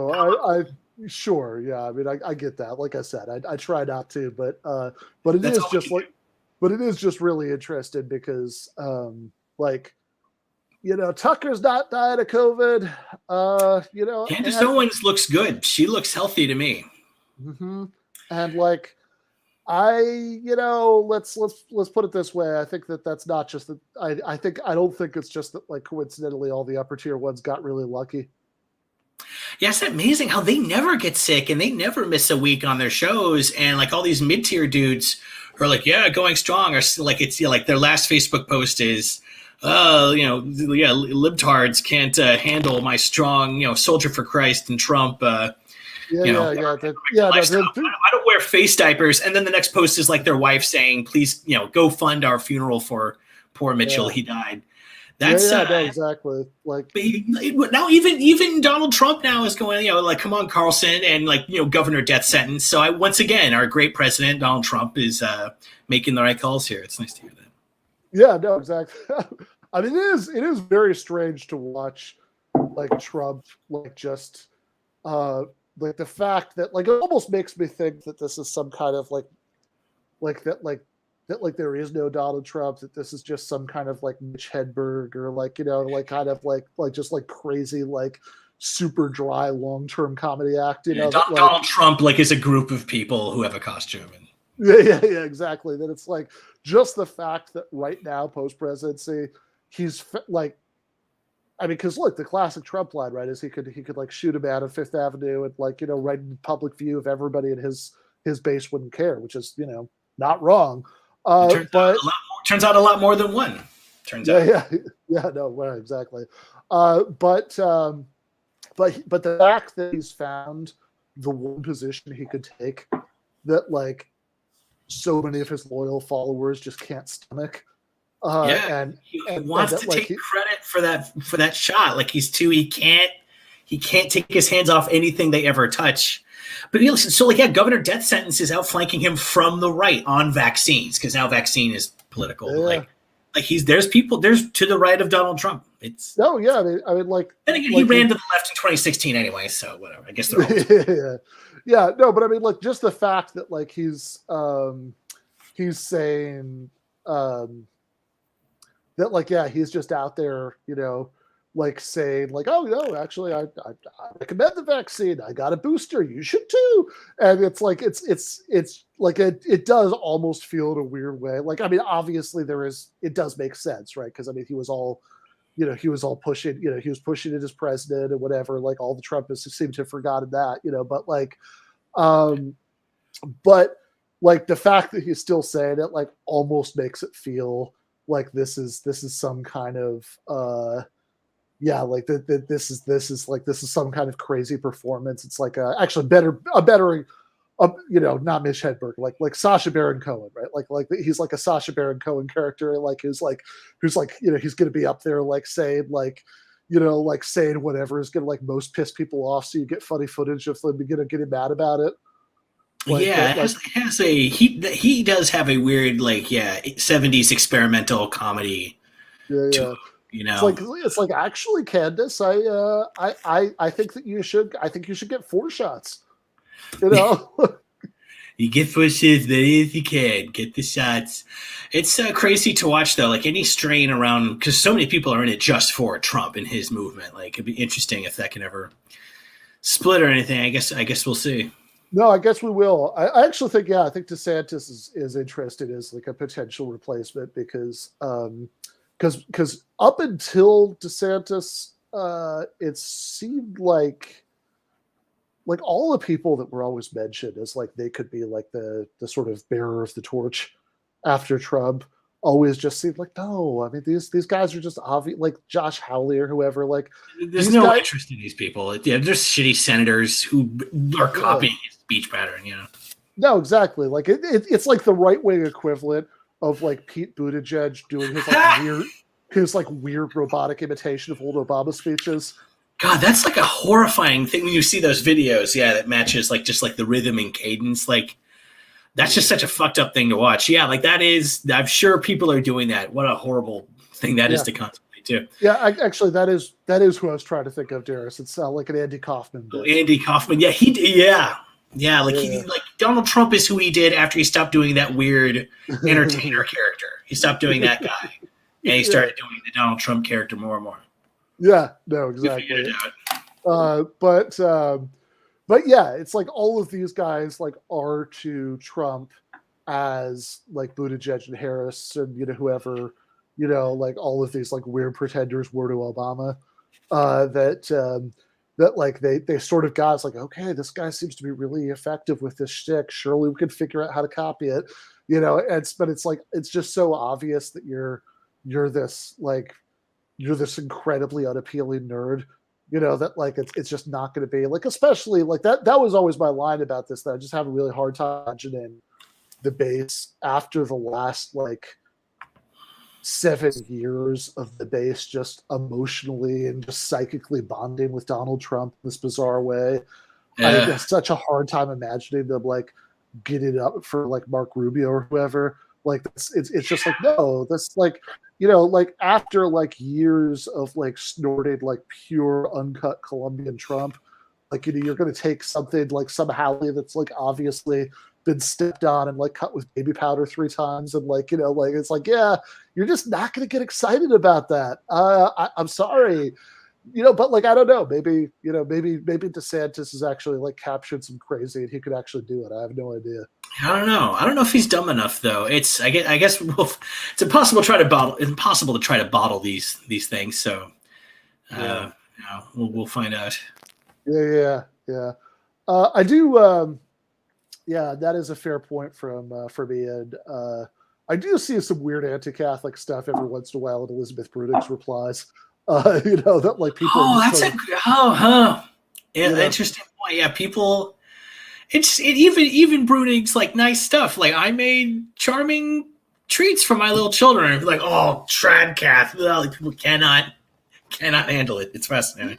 No, it is. It's like I mean what it gets down to is it's like people are, I think, reaching for some like kind of weird archaic prejudices because they don't have anything else.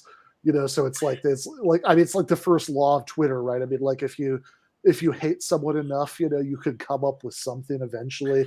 Like you can't really justify why you hate them, because it's like, it's fucking Elizabeth Bruning. What's she gonna do? She's gonna like say some like, she's gonna post either like, hey, I really think that that that we should expand food assistance for poor people. I wrote a column for the Washington Post about it, or else it's going to be like, oh hey, like I baked I baked peanut butter brownies for the kids today. It's like so like if you're the kind of person who, for whatever bizarre reason, is pissed off by those things, like like you've settled on Elizabeth Bruning as a character you hate, in the Twitter drama. Then it's it's like, oh, she's so Catholic. Oh, Catholic. It's like, hey, come on, again, work harder, people. Figure out what kind of weird white ethnic group Brunig is. I have no idea, but you figure it out. Probably weird Czechs or something. Make fun of that. Yeah. Like Catholic. Like that, no one's impressed but you. The president's Catholic. All right. Yeah. Well, the president's Catholic, and no one cares, which really goes to why the Donohue stuff seems like a blast from the past, because it's like nobody brings that up as like an anti-Biden thing, like ever. Like when JFK was running for president, he had to give this big speech about how he wasn't going to be like taking orders from the Vatican. And, back then it was a big deal. That's why the Vatican had him killed, because he said, "I'm not going to oil asset." Makes sense. Yeah. But like, and like that was JFK, right? I mean, like he was like, it's like he was like interrupted, like he took time out of like the 20 simultaneous extramarital affairs that he was having with Hollywood starlets to like say like, I'm not going to try to do the accent, but to say like, just for the record, I'm not going to be taking orders from Rome, but people, even though it was so obvious that he wasn't like some super devout Catholic, he, like that was how paranoid people were about it then. Which actually, Norman Vincent Peale, the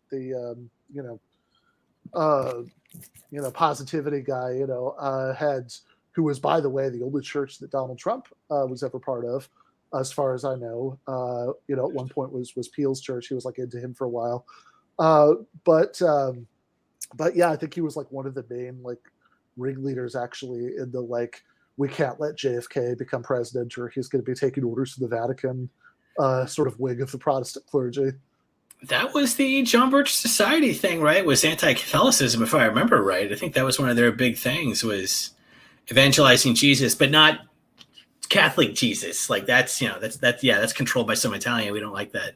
Such a weird deep roots thing, and yet, out here where I live in Washington State, our next state over is friggin' Idaho, where they had a county Republican Party formally pass a resolution supporting the John Birch Society in 22. That was like this week, in like 2022. Awesome. I'm like, holy shit, this shit is still relevant to these people. They have long memories. Which is hilarious, because that's like the thing that people always give Bill Buckley credit for, that he like supposedly banished the John Birchers. Yeah, exactly. Not forever, it turns out. Yeah, but yeah, it is absolutely amazing, like how much like intra-Christian prejudice within the United States has really declined. That like it's like white ethnic groups, like these things have kind of disappeared. People don't really care about them anymore. Yeah, no, absolutely.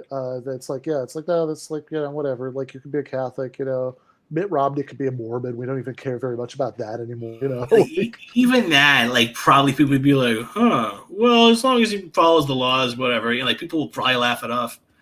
A third of this country thought Obama was a Muslim, and not all those people were mad about it. Some of them were like, oh, cool, okay, fine, sounds good. Yeah. People with libertarian attitudes in a positive way sometimes. Yeah, exactly. All right, let's watch. Mr. Hitchens will now have 8 minutes to respond to Dr. Donohue. Actually, I hadn't quite got through with Mother Teresa, but I think probably Dr. Donohue, if I must call him that, will duly take any criticism of her as a reflection on his own probity.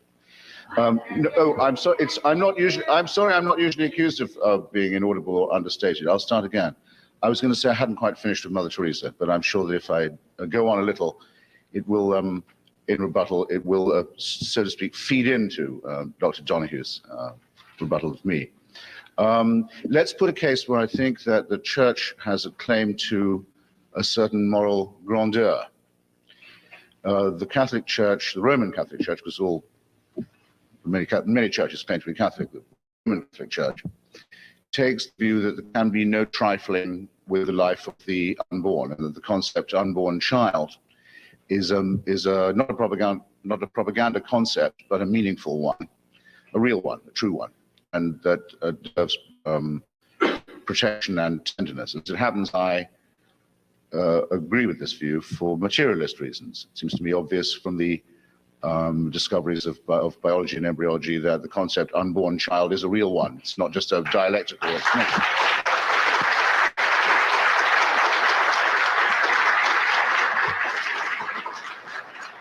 And it has to be granted to the church that it has made this a centerpiece of its ethic and its morality.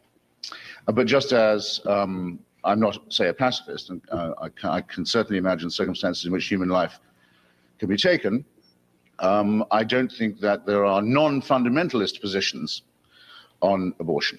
For example, one of them is that the IUD, the intrauterine contraceptive device, is in fact a murder weapon, an abortifacient murder weapon. I consider that to be an extreme view, I must say.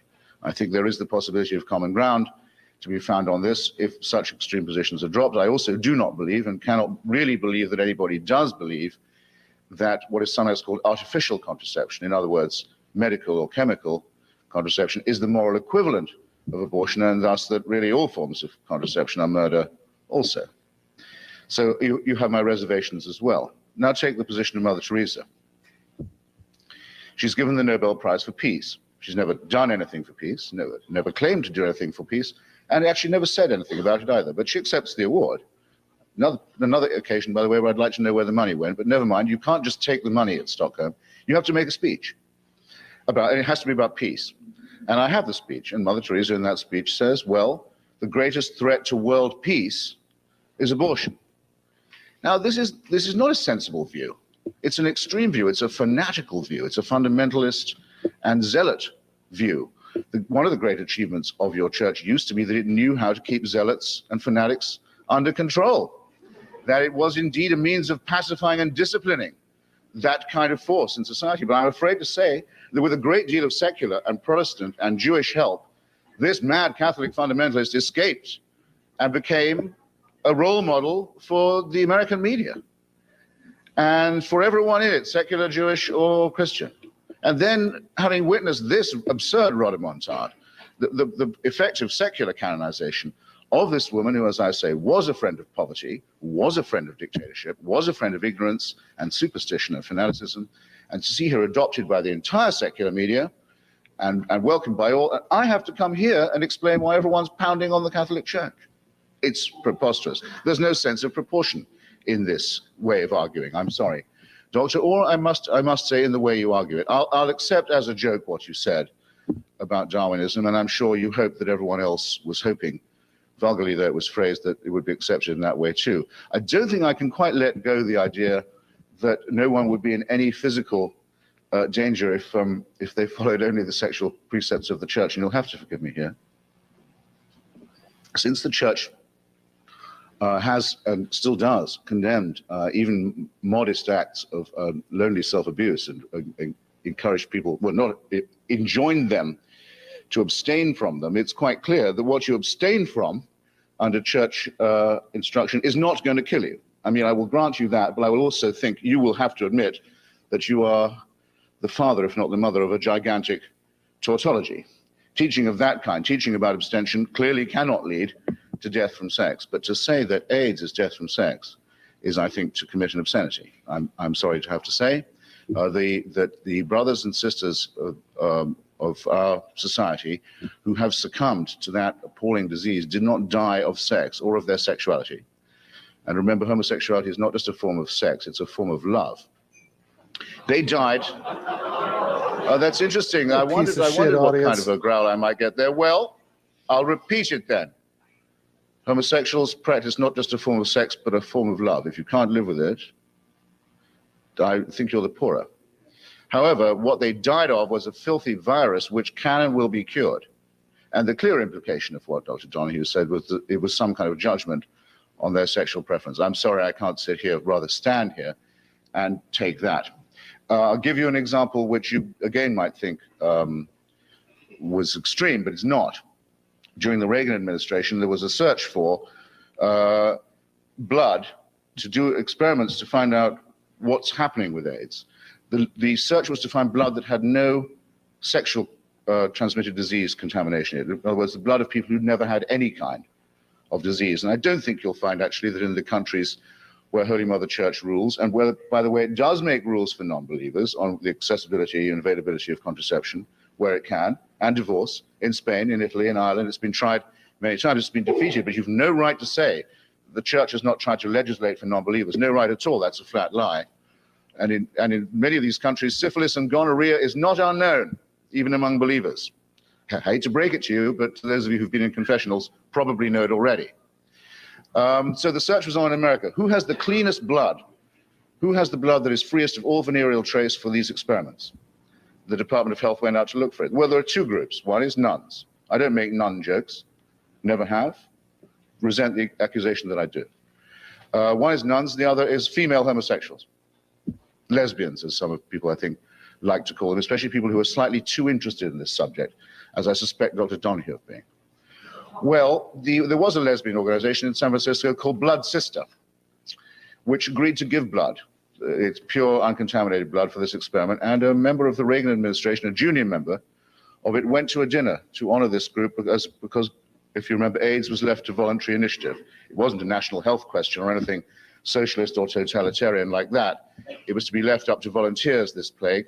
And for going to the dinner just to recognize women who'd given their pure blood to help their gay brothers, he was fired because he committed an immoral act and recognized an immoral practice. Well, this is why I don't think secular morality needs to be defended from the barbaric superstitions and guilts and obscene suggestions that are made by the godly, or from the repressions and unguessable motives that lie behind people who talk and think and sound like that. Thank you.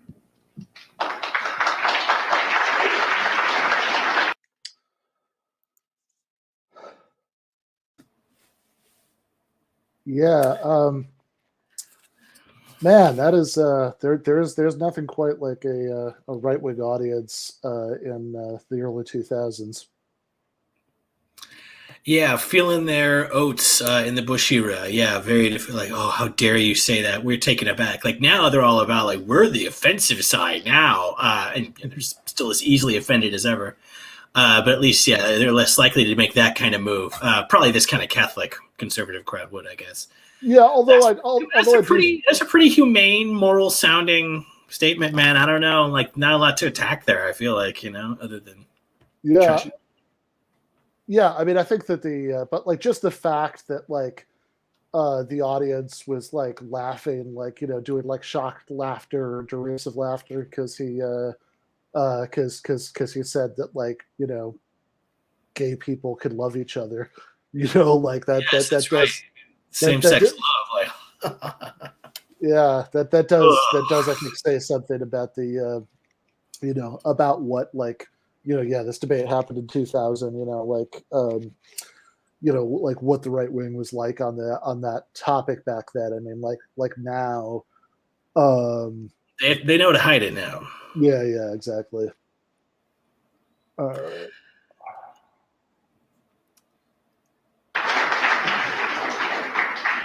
Dr. Donohue will now have 6 minutes for his closing statement. You don't write jokes about nuns, you just write vicious things about them as you did about her virginity before. So that's right, you're in a different category. You know, the reason is that abortion is the greatest threat to world peace. I mean, if you understand who the most defenseless segment of the population is, Christopher, then you wouldn't have to have me try to explain it to you. If a woman can kill her child, she can kill anyone. And if men put up with it, and if men encourage it, who's next? You don't quite seem to get that, but that's for another day. The reason why Mother Teresa is loved by the media, and they don't particularly care for people who are socialist, is precisely because they recognize in her, as they recognize in the Holy Father, we're dealing with somebody very, very special. We're dealing with holy people, a concept which is obviously foreign to you. We have a situation with regard to the AIDS thing that I find is absolutely amazing. Did you think that you're going to win this argument? Did you think a little bug came along and bit these people in the behind, and that's why they wound up with AIDS? I mean, the time has come to really talk the truth here. If you drink too much, you will get cirrhosis of the liver. If you smoke too much, you will get lung cancer. And if you practice promiscuous sex, you will wind up with some type of VD. That's because the body cannot take that kind of punishment. There's something called the natural law. There's something called the natural order. You don't want to hear it, but it happens to be true. You know, I was on with Larry King myself, and they said, well, you're talking about AIDS. I said, well, I'm not going to get it unless I get one of these transfusions. And you know the reason why I'm not going to get it is because I don't sleep around, I don't practice anal sex, and I don't take drugs. So I'm not going to get it. Now, I feel sorry for people who get it, but you know what? There are people who are out there who know exactly what they're doing. If you had a group in Washington, D.C., which said, smokers of the world, unite. You get all the tobacco people in Washington demanding that we have more research for lung cancer and saying, you have no right to tell me to do what I want with my own body. I have every right to smoke cigarettes, but I demand that you find a cure for malady. Look at them as if they were mad. But yet we find this with the gay population and with straights who are also getting the results of what they do. Now, you and your secular morality, you know, there is something called the 10 Commandments. They're not recommendations, and that's because it speaks to human appetite. Thou shalt not, Christopher. It's written, the understanding here is that human nature on its own might in fact indulge in the passions and the appetites which lead to this kind of behavior. You know, the Catholic Church is hated. You know why? Because the Catholic Church speaks truth. The Catholic Church talks about absolutes in a world of relativism. The Catholic Church knows what freedom is. The freedom is the right to do what you ought to do. In a culture where it says freedom is the right to do whatever we want to do. But no, you would rather be in bed with the deconstructionists. And so we found out what they think, don't we? That there is no such thing as truth. That's why people like DeMann can go on teach at Yale University after collaborating with the Nazis. It's only a natural fit if you can only figure it out. Foucault, another one of your masters out of France, sadomasochist who wound up with AIDS and then intentionally spread it to people here. And of course, he got a job at the New School for Social Research, obviously where he would belong. So no, you've got to take a look at the consequences. You cannot just say we have an ideology here which means good and then take a look at the consequences as divorced from it. And that's exactly the kind of problem that I think that we have with you. In any event, listen, we've got some very good news here with the Catholic League. Despite your appetite to have us lose, we are winning. And I think that's the driving thing that's driving people mad. Not only you, Hitchens, but a lot of people in this country. If you take a look at the victories the Catholic League has had, it's astounding, isn't it? Take a look, for example, what happened tonight, if you got the news. I got a chance to be on with Peter Jennings here just about an hour or so ago. We've been fighting the Republicans and the bigots in the evangelical Protestant community who are out there to try and sunder a priest from getting the job as House chaplain. Well, as a matter of fact, House Speaker Denny Hassett, the former wrestling coach in high school, stood up and said, I am going to ask Reverend Wright to pull aside. And he did do exactly that. And it was announced tonight that a Catholic priest has been installed as the new House chaplain, the first time in 215 years.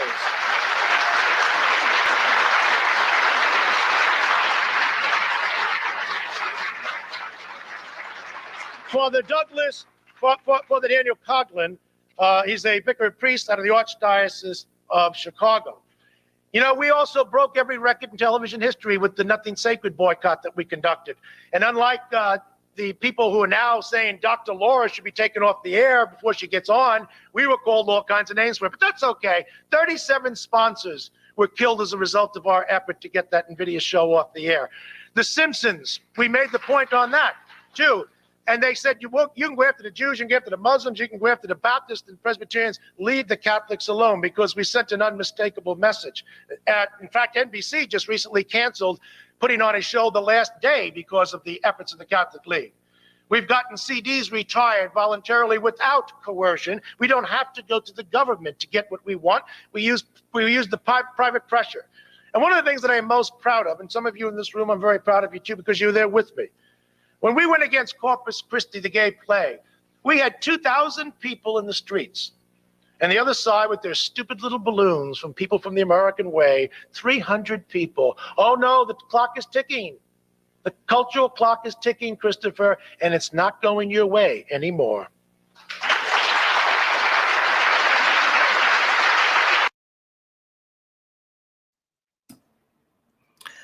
That's yeah. That's yeah. As the commenter there noticed, yeah, the Hastert line. I saw that and I thought, oh god, another one. That's like is my great friend Hastert. I was saying to my good friend Jeffrey Epstein the other day.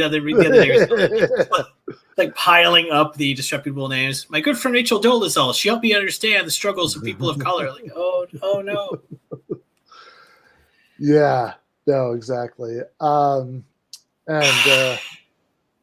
which right. I mean that. Oh, I should say again, one of these things that could easily get lost here.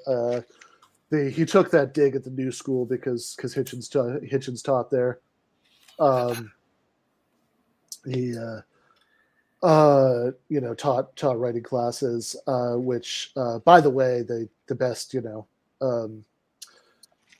try to remember if this was a story that I heard from the guy that I know who actually did take a class from him there, or if this was like third hand. But the best story that I heard about that was like this guy was describing, the first day of the class, the new school.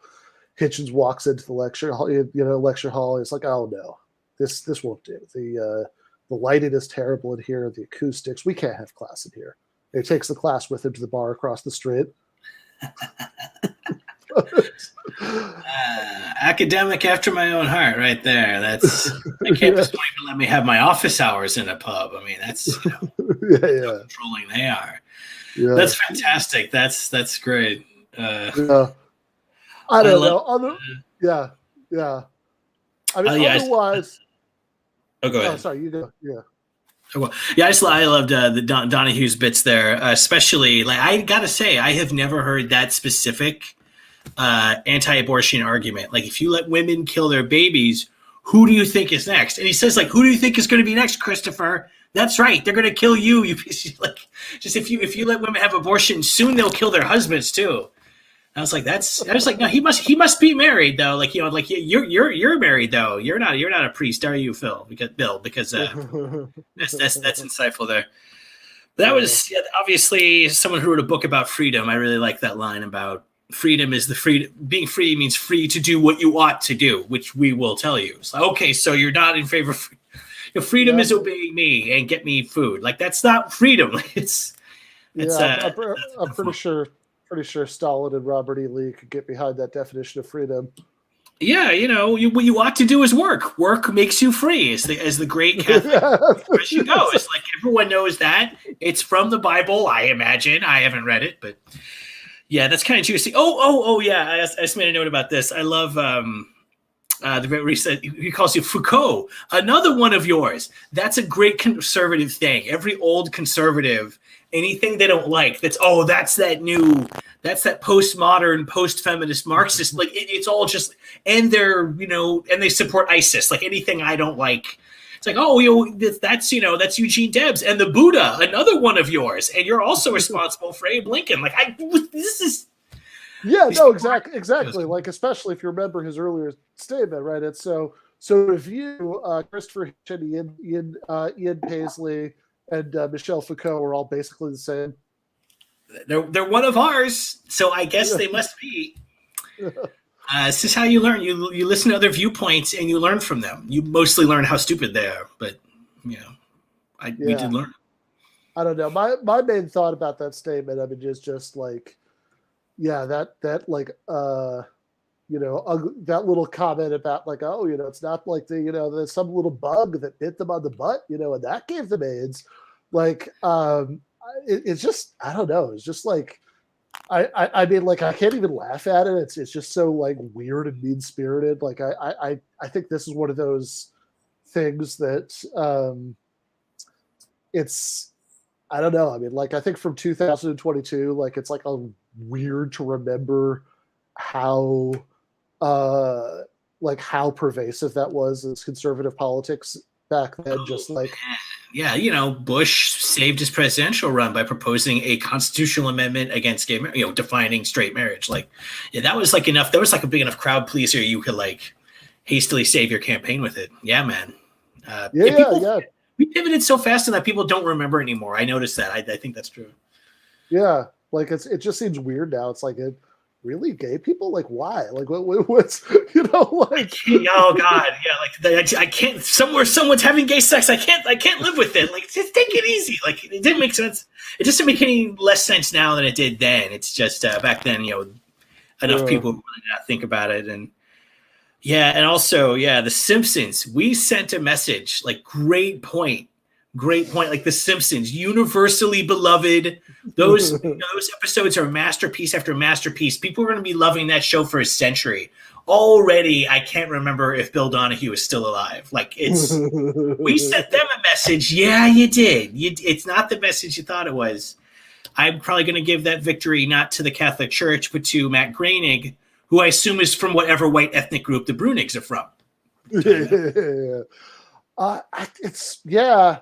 It's weird too, because I'm trying to remember. I mean, this is 2000, so I'm trying to remember what season of The Simpsons this would be, and like what, and like which episode, like the Catholic League could have possibly like gotten hot and bothered about, and why. I have to think about it. I don't know. They're pretty irreverent. I'm sure they had a couple of. It's possible to connect. Sure, if we think about it. Yeah. I wonder if because like I'm thinking, it's like, okay, did The Simpsons do something that was anti-Catholic? Like I don't can't remember like any funny Pope gags or. I guess there actually was a funny. Like there was a joke I remember on The Simpsons that was sort of about the Pope, but it wasn't really at the expense of the Pope. It was like Kent Brockman is reading off the news. And like it's one of those things like they did a few different versions of this gag where he'd kind of be coming in at the end of his report and be like, oh my God, what the hell was that? Right. They had a like one of them was like leaving the vice president in charge, and on the same lines, I remember there was one where Kent Brockman was reading off the news. It was like, and experts say this false Pope can be identified by his high top sneakers and incredibly foul mouth. That's funny. Like it's difficult. If any audience members did hear any of Bill Donohue's appearances on the shock jock radio shows he used to appear on, it's similar. Like I remember there was an episode of Opie and Anthony show where he comes on, but it's an episode that has Louis C.K. on for his show or whatever reason, and he's able to comment on how Bill Donohue issued a statement from his archdiocese or in whatever capacity condemning his show for portraying sex, and they were able to confront each other on the air about it. And you just discovered right away was like, well, I run this office. I don't watch these shows. My staff watches them, and I sign the statements. Like very quickly it came out like he's not viewing this media. Who knows if The Simpsons ever made a joke? Maybe his staff just didn't like it and told him it did. Yeah. You would never want to underestimate how out of touch powerful people are. So maybe that's involved. No, that's true too. I mean, like, I guess the thing that makes me wonder is that the way he put it made it sound like, there was some sort of joke that was at the expense of the Catholic Church, rather than just like, because if not for that, if he'd just been like, and The Simpsons, that's terrible also, then like, I would have thought that like, okay, sure. Like that could just be like, maybe he was upset about the homosexual episode where they meet like the John Waters one, like that. It's it insults Mr. Burns, the job creator. Like it's just it's not nice. It doesn't respect anybody. The cops are little pigs. That's not nice. Maybe he doesn't like that. Yeah, no, that's true. That's true. I mean, there's a lot that he might find objectionable. About now that I think about it, there's a lot of possibilities here. Yeah, no, that's very true. And Pro Union, there was that Last Exit Springfield episode. Yes, that's a good one. Well, that is what will be remembered, not Mr. Donohue or Dr. Donohue. Yeah, exactly. That's gotta be an honorary doctorate, right? I mean, let's see. I can only assume it's in molecular biology again. Like he knew the origin of AIDS and evolution. Like he must. I assume it's some life sciences or adjacent field. I can only assume the man's science is too tight. Yeah, fair enough. I will say actually on the subject, which in the chat of Apu, Bhaskar Sankara actually has a piece he wrote in The Guardian called "In Defense of Apu," where he he basically says, look, it's like, it's good as a, it's good that like not all of the depictions of Indians in the media are doctors, that you have somebody who's like sort of hustling in the service industry job, and he's a like, blue collar character, yeah. You do have to say things like thank you coming in, because like people you're always kind of on the on like the knife's edge, like trying to keep that place going. So I kind of like that, but although also funny, because that's an interesting question. I wonder. Sorry, this is a rabbit hole that I should stop going down, but I steered us down it. I took this first step. I mean, like, I remember there was an episode. It might have been later than 2000 though, where like Bart and Homer almost convert to Catholicism, and like Reverend Lovejoy and Marge are like trying to like rescue them from going over the edge to join up with the papists that they have, like, and that's the one where they say that. Oh, I remember that. Reverend Lovejoy's church is I don't remember what the joke name was. It was like, was it like American Reformed Presbo Lutheranism? Yeah. But yeah, I remember Marge like has a dream or a vision of heaven, and it's like Protestant heaven, and it's very boring. And then she looks over, and it's Catholic heaven, and it's full of like Latin American music and Italians, and she's like, "Oh, that looks more fun." That's an episode, and just Reverend Lovejoy too. Like make fairly horrible, cynical comments. Oh, the religions, Homer, they're all basically the same. Like there's probably enough in there. If we looked at a few of his scenes, I think you could see how it wouldn't be much of a reach to piss off the Catholic Church too. Yeah, no, that's true. Like, even though that episode was kind of pro-Catholic, like the Catholics came off as cool in it. Yeah, they're more fun. Ultimately, that was how it's portrayed. Yes. Yeah, exactly. It is true. Yeah.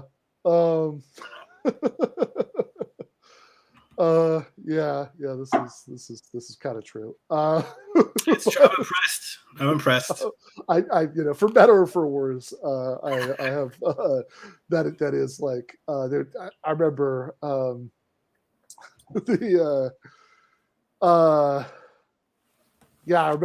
remember this meme, where it's like, well, it's like it's like a woman talking to a man. She's like, what's going on in that head of yours anyway?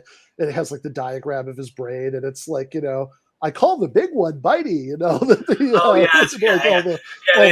Lisa needs braces, dental plan.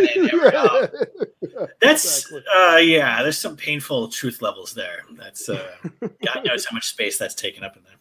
Yeah, exactly. All right, let's get Hitchens' closing. Yeah.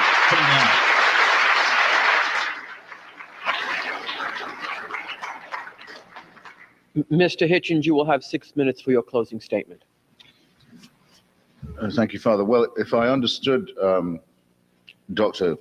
Donohue correctly just a moment ago, he seems to have come over to my side of at least the formal part of the motion this evening, since it is my contention that religion is unusually privileged in this country by the cultural elite and the political and the intellectual and academic elite too. Now we read of a string of new triumphs, including, I think, a bad time for Bart Simpson and some kind of papist in the well of the house. I mean, isn't this all going your way? Next, you know, they'll have under God on the money and in the Pledge of Allegiance. I rest my case. It's always seemed to me quite preposterous to hear this self-pity from Roman Catholics about what actually is a church pretty much triumphant, not to say militant.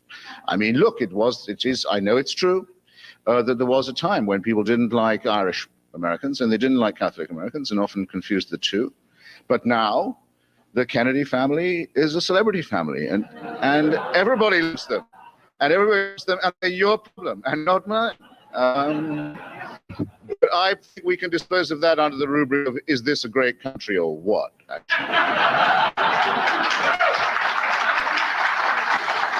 Now, rather than reply to the extremely cheap suggestions made about, I mean, you can probably tell from something about me that I wasn't born here either, but was born in an island next to Ireland, a neighboring island. It was mentioned a couple of times.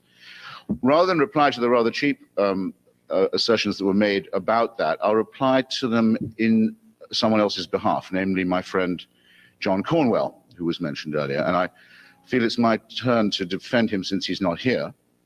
John Cornwell is as unlike me as an Englishman as it's possible to get. He was at Ampleforth School, which is the sort of, I don't know what you'd call it here, the Loyola of English public schools. He takes his church and his adherents, he's a communicant and devout member of the Roman Catholic Church, and takes his adherents to it, took it so nearly to the, only just avoided, and it wasn't by my pleading with him either, taking the vows that would have made him a priest. It is also true, and I'll restate it because it was denied, and denied in a confusing manner, that he was allowed tremendous access to the Vatican archives, and it's true because he had, on his previous visit to those archives, which had been open to him before, written a very stern and rather brilliant book in defense of insinuations made against the Church and against the polity in Rome, that it had murdered the previous pope. You may remember there was that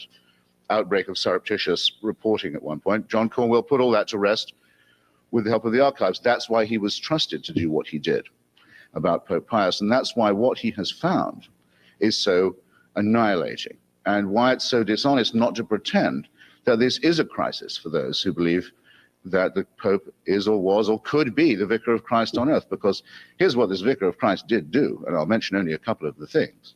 But this Vicar of Christ did tell Heinrich Brüning, the leader of the Catholic Center Party in Germany, to dissolve his party, to give up having a Catholic Center Party and join and vote for the accession of the National Socialists and Hitler specifically as Chancellor. This Vicar of Christ on earth also did make it a mandate that every German bishop celebrate Hitler's birthday every year from the pulpit. It is a tremendous testimony, it seems to me, to the unease with which the cultural elite approaches church matters, that to this day, I haven't read a review of this book or a discussion of its incredible findings. You have not lived, ladies and gentlemen, if you believe in the dialectical principles that the good father was kind enough to reiterate to us in his opening. You have not submitted yourself to a dialectical test as Catholics, and I gather there are some of you here. If you have not exposed yourself to John Cornwell's book, I'm closing on my time. The big difference between us is this. It's nothing to do with the particular depredations of Rome. It's certainly nothing to do with the particular depredations of Bob Jones University. And like I should perhaps say for myself, and as I could also say for John Cornwell, that he and I have both opposed very strongly British policy towards partitioned Ireland, which involved writing anti-Catholic laws into the statute books. We've both opposed the laws in Britain that say that, for example, no member of the royal family can legally marry a Roman Catholic. And we both opposed the Guy Fawkes celebration, which celebrates the lynching of a Catholic, and so on, and the strain of vulgar sectarianism that is and remains in British imperial life. And I've written myself, I was actually the first to write about the connection between Ian Paisley's thuggish, murderous sectarianism and the Bob Jones University's down-home racist version of it. So it was particularly nasty, but since Mr. Donohue, I do know, reads my stuff, I don't know why, but I know he does, for him to give you the opposite or a contrasting impression. But the difference is this, and it's a major difference. I do not believe that I was created, and I don't believe I was created sick and then commanded to be well. I just choose not to believe it. I don't think it's a plausible proposition. I don't think that it's plausible to say that you hate the sin and love the sinner when you talk like Mr. Donohue does about homosexuasuals. And I think it's casuistry anyway, because who really goes around saying, I don't like rape, but I love those rapists? I think the religion gets a free pass in making moral casuistry of this kind. I think it is possible. I may not be the best example of it. And I did flicker a bit with enthusiasm when the alcohol and tobacco lobbies were mentioned a moment ago. If you'd thrown in firearms, you'd have had me altogether. I may not be the best example for it, but it is possible and probably necessary that people lead ethical and moral lives without claiming the solipsism of divine protection. Thank you. Thank you, Mr. Hitchens.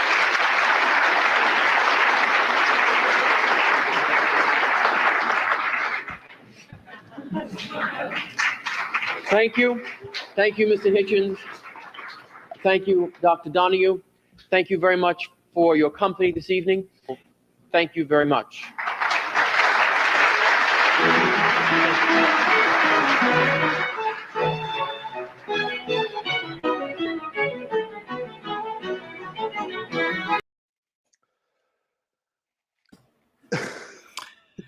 March 2000, genteel time.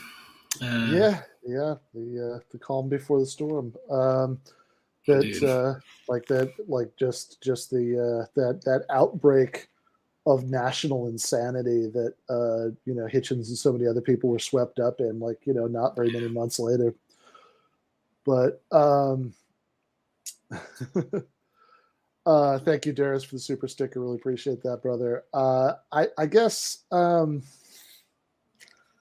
don't know. It is funny, right? Because you get these little much more so than other, I think this is, out of the debates I've seen, at least from Hitchens on YouTube, this might be the earliest one where we get that line, about that he loves so much about, being created sick and commanded to be well. And where he's letting his personality shine through a little bit more than he does in his older debates, with that thing about that line at the end about how he felt a little flicker of warmth when he referenced the alcohol and tobacco lobbies. It's pretty funny, man. It's so important, in debate, you be charming, and it's little that goes a long way. Yeah, that was pretty.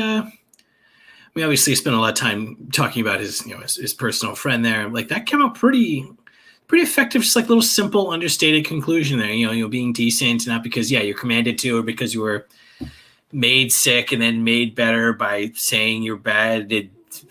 No part of it. It's such a mess. I think that's fairly stable sounding. It's interesting. I listen to that. I don't feel like I hear very much of the later Hitchens, which, like you said, is only a year, maybe 2 years, away. It's interesting, and I learned a lot about how that transition happened from the book there. And I recognize this is one of those pieces that were used, but it is interesting. The amount of transition that happened after this is still pretty extensive. There's not a lot in this that you would not be happy with. The Hitchens said.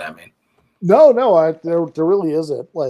I think if anything, I think he's striking all the right notes here, because even the kinds of criticisms that I make in the book of his the kind of religious commentary that he had in the New Atheist phase.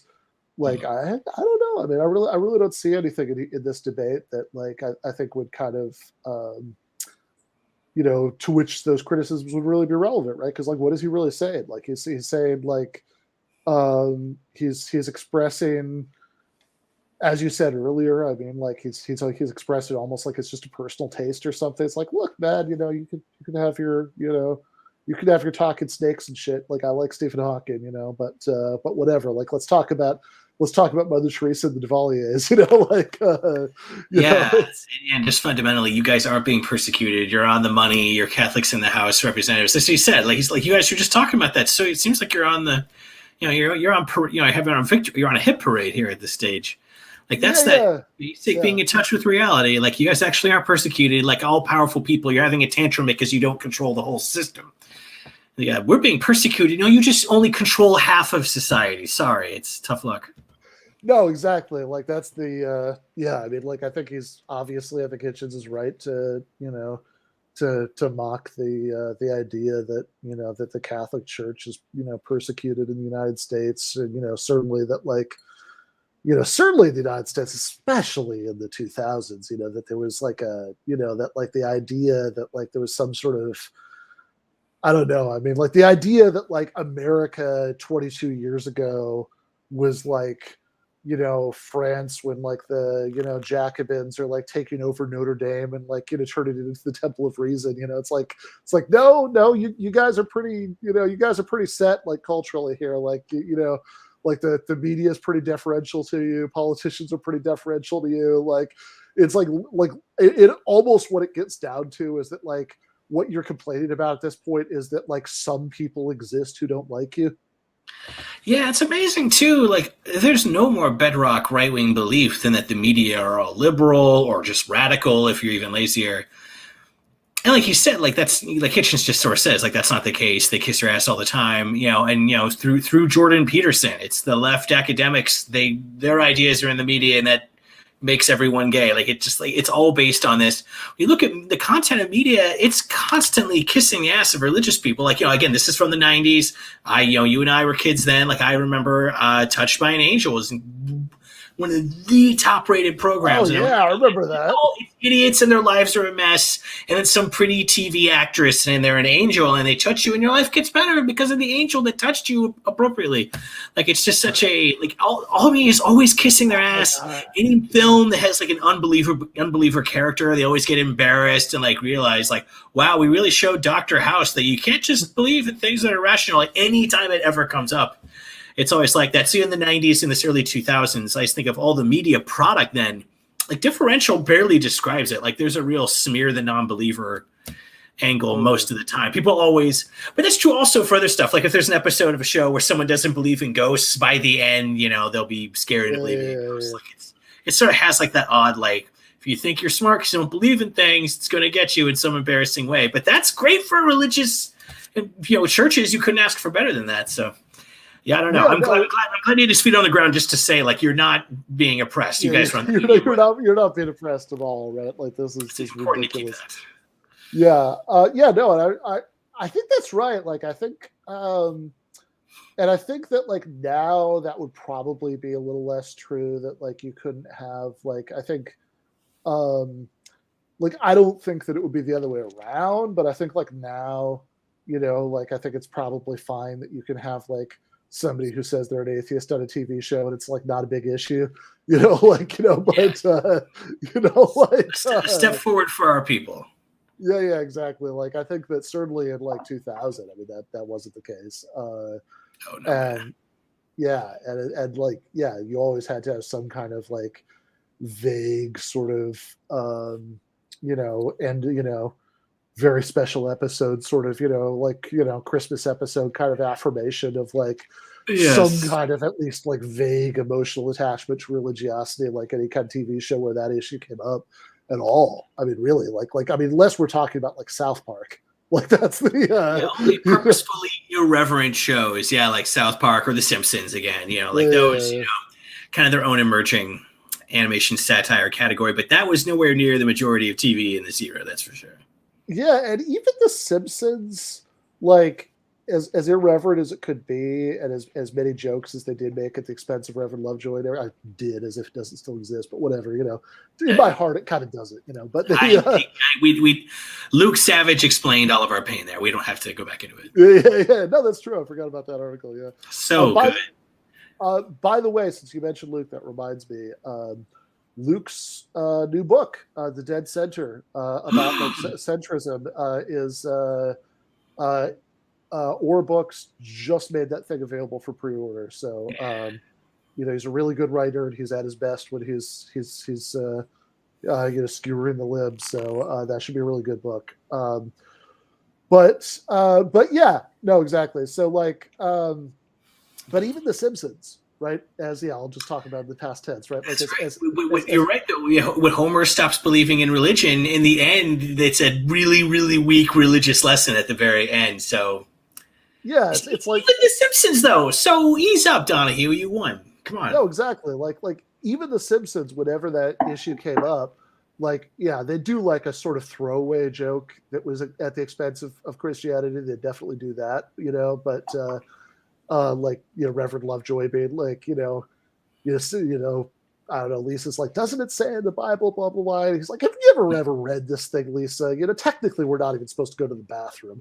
Like they do jokes like that sometimes, but like overall, when it wasn't just a throwaway joke, when it came up in some sustained way in an episode, I mean, obviously they did it in a very gentle way in The Simpsons and in a, and in a, much, I don't know. I mean, it sounds kind of funny to say, but sort of subtler way. So, although not always, right? But like even with The Simpsons, there was always some like vague emotional affirmation of religion, like at the end of any episode where religion was an issue. Like it's America. People want their vague happy ending, and that's the deity works really good for that. But yeah, that's something that I feel like we're always struggling with because the right is always.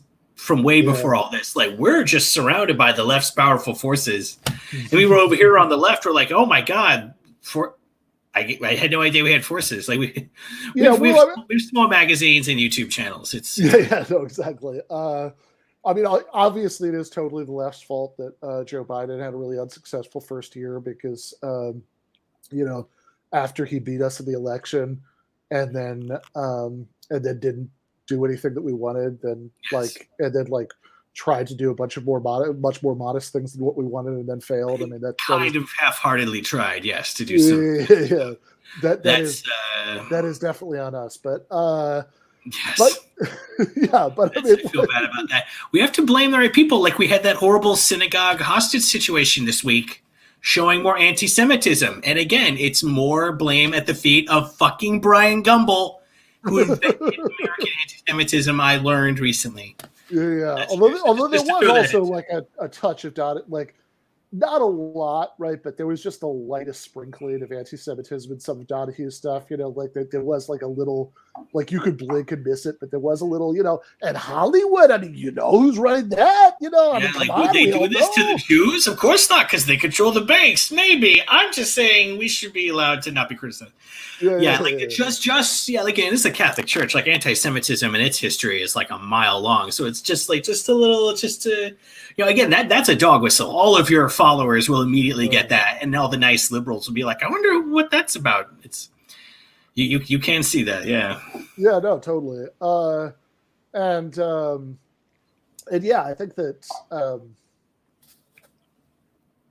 I think that like with the current iterations of the left is all powerful and controlling everything, like in some weird way, even though like in 2022 there is like more of a left than there was, God knows in 2000, right? Like that's definitely true. I mean, I still think it's kind of true, like the Adolf Reed line about how there isn't so much a left as like the beginning of something that, like in retrospect, we'll say that was the left. If it's successful, But like the bits was saying that whole time, the left was just these weirdos and some academics and a couple of people in labor, maybe. Like, I assume we're that period of history, God willing, anyway. Yeah, exactly. But not nearly as much as 2000 for sure, right? But like, that was just a total wasteland. This is nothing there.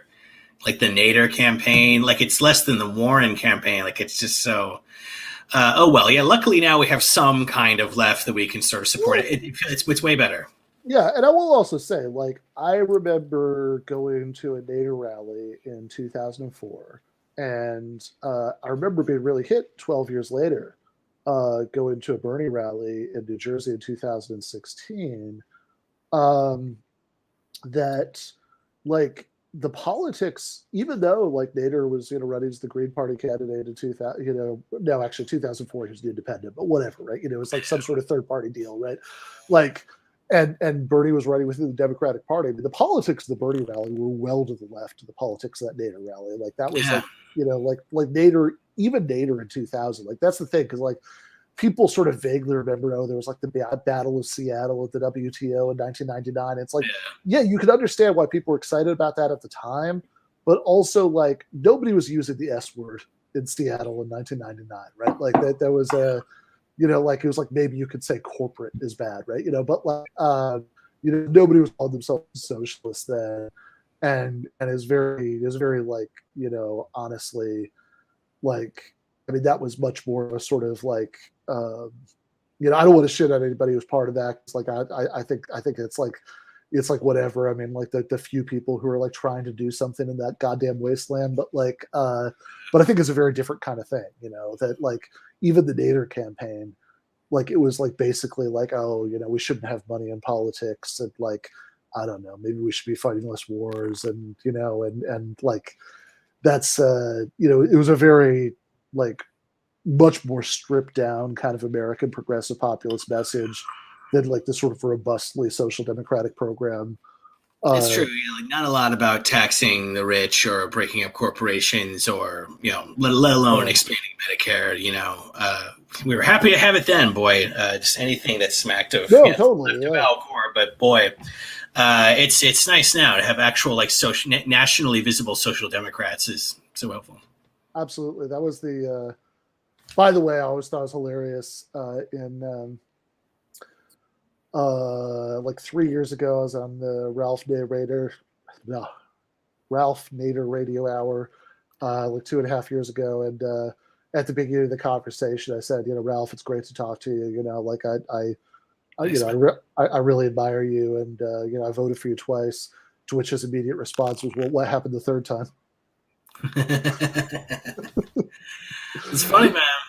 Yeah, yeah. Okay. This is what we were reduced to in the year 2000, viewers. So, like, this is why, Yeah, exactly. That was actually it was actually the first vote I ever cast was for Ralph Nader. Which again, in that sort of desperation that was that seemed like some dice worth rolling, and it didn't really pay off, but like it's also it's so funny, right? Because it's like there are like there's like ultra leftists on Twitter who've like convinced themselves that I love the Democratic Party, and it's like, Jesus Christ, I hate the Dems so much. Like I just deeply hate the Democratic Party. It's incredible, to see these purists like just like every 4 years you brief, like people think that who you vote for, like that's when you express your political identity, and you should vote for like the person who's like your avatar for your politics. It's like, you're choosing among some options who might actually shape policy. Like in that one moment, you should like think about like what's practically achievable when you cast your damn vote and be strategic. The rest of the damn 4-year period, you're free to be as far left as you can be. But people are so simple about that. They're like, oh, so you guys are pro the Democratic Party, so you said try to keep Trump from getting a second term. No, you love Joe Biden. Like, no, you're a simpleton. That's what's happening here. No, exactly. Like it's like at that, right? I mean, like if you live in like the 5 states where it matters, otherwise who cares, right? Do whatever you want, yes, I know I do. Yeah, it doesn't matter what I do. Yeah, exactly. Like, and so it's like in the and literally during the election, the metaphor that I used was that it was like being in the basement of the cabin in the woods, deciding which monster you want to come attack you, like that. That's how much I love Joe Biden, right? That I was like comparing it to that, like DNC shill. Yeah. It's like I literally every time I talked about this, I would say things like, I don't really believe that Biden can be pushed to the left. I think it's pretty much just going to be the Obama administration again. But like also if you if you live in a swing state, close your eyes and think about the National Labor Relations Board appointees. It's like, it's like I don't know. I mean, like that seems like in retrospect, that still seems pretty reasonable.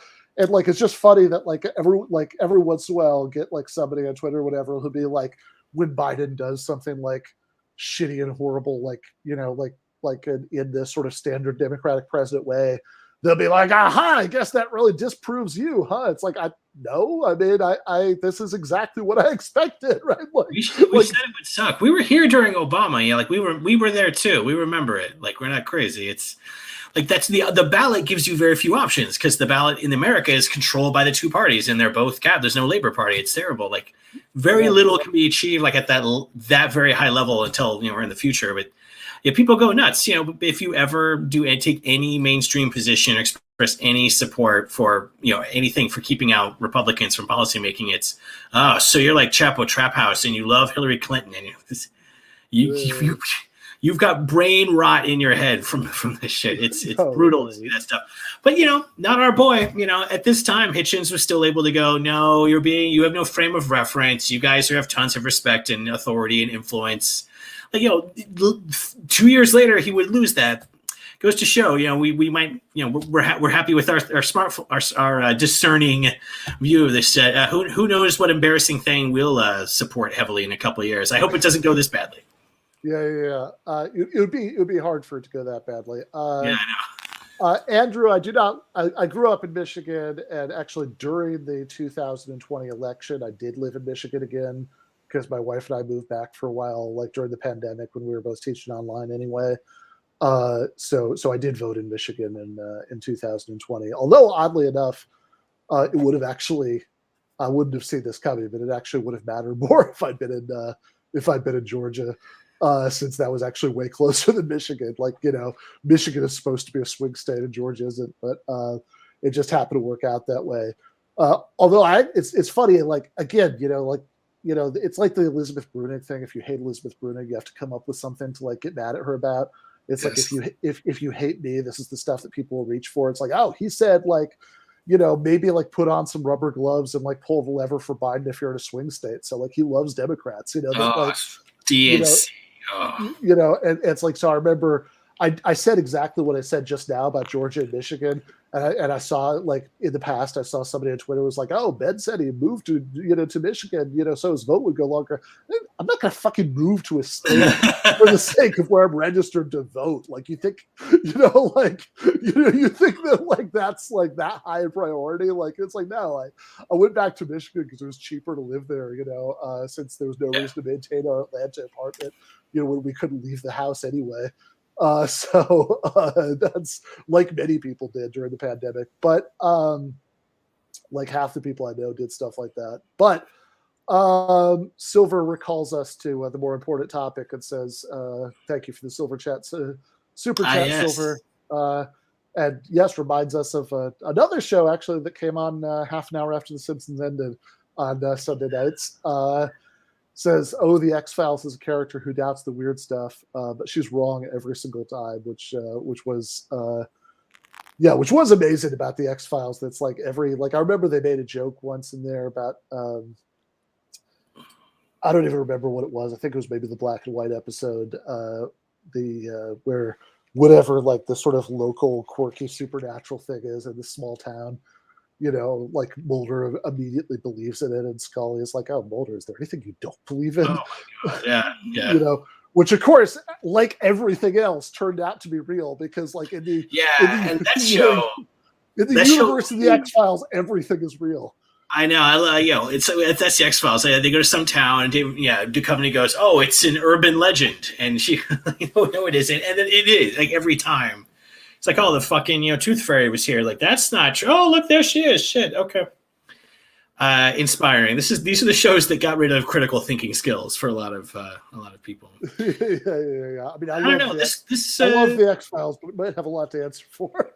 Yeah, I mean, it is a lot of fun to watch. And any show that, brought Gillian Anderson into our American scene, they deserve, you got to give them credit for that. So. But yeah, I think this is good to watch. This takes me back to the 2000 era of politics, and it shows you that these arguments haven't been that good for some time. It's many. Yeah, I should say, by the way, when this debate was happening, just to connect up the topics, Christopher Hitchens was a Nader supporter in 2000. He talked about it in a bunch of columns. Oh yeah, actually, I vaguely recall that. That's great. That's incredible, But I'm just thinking, like, I don't know. Sometimes I watch these things, I just think about like the headspace that you're living in when you're a conservative and you're thinking about this stuff. And this is like a good example of that. Like they were. It was like a big win for them that the U.S. House of Representatives chaplain was a Catholic now. And they were like, yeah, they got like a real response. People were like, oh, fucking yeah. Like imagine like if that was what you like politically cared about. It's just difficult to like get in that headspace sometimes. Well, like, I mean, some Baptist is in there. Oh, I can't stand it. Like what a. Yeah, it is kind of funny because it's like this sort of weird like right-wing version of the thing that they always do where like the Obama, Jesus, the Biden administration will like appoint like people like they're this weird media narratives. Like you're supposed to get excited that like Pete Buttigieg was the first openly gay cabinet secretary who was confirmed by the Senate that they because there was like one other who was like acting. It's like man, you're just slicing these finer and finer all the time, right? Like it's like do you know that like whatever like god awful corporate centrist was just appointed to something yesterday? Do you know that they were the first female Polynesian commerce secretary? In the history of the United States. This is a really important first. You guys should get excited about this.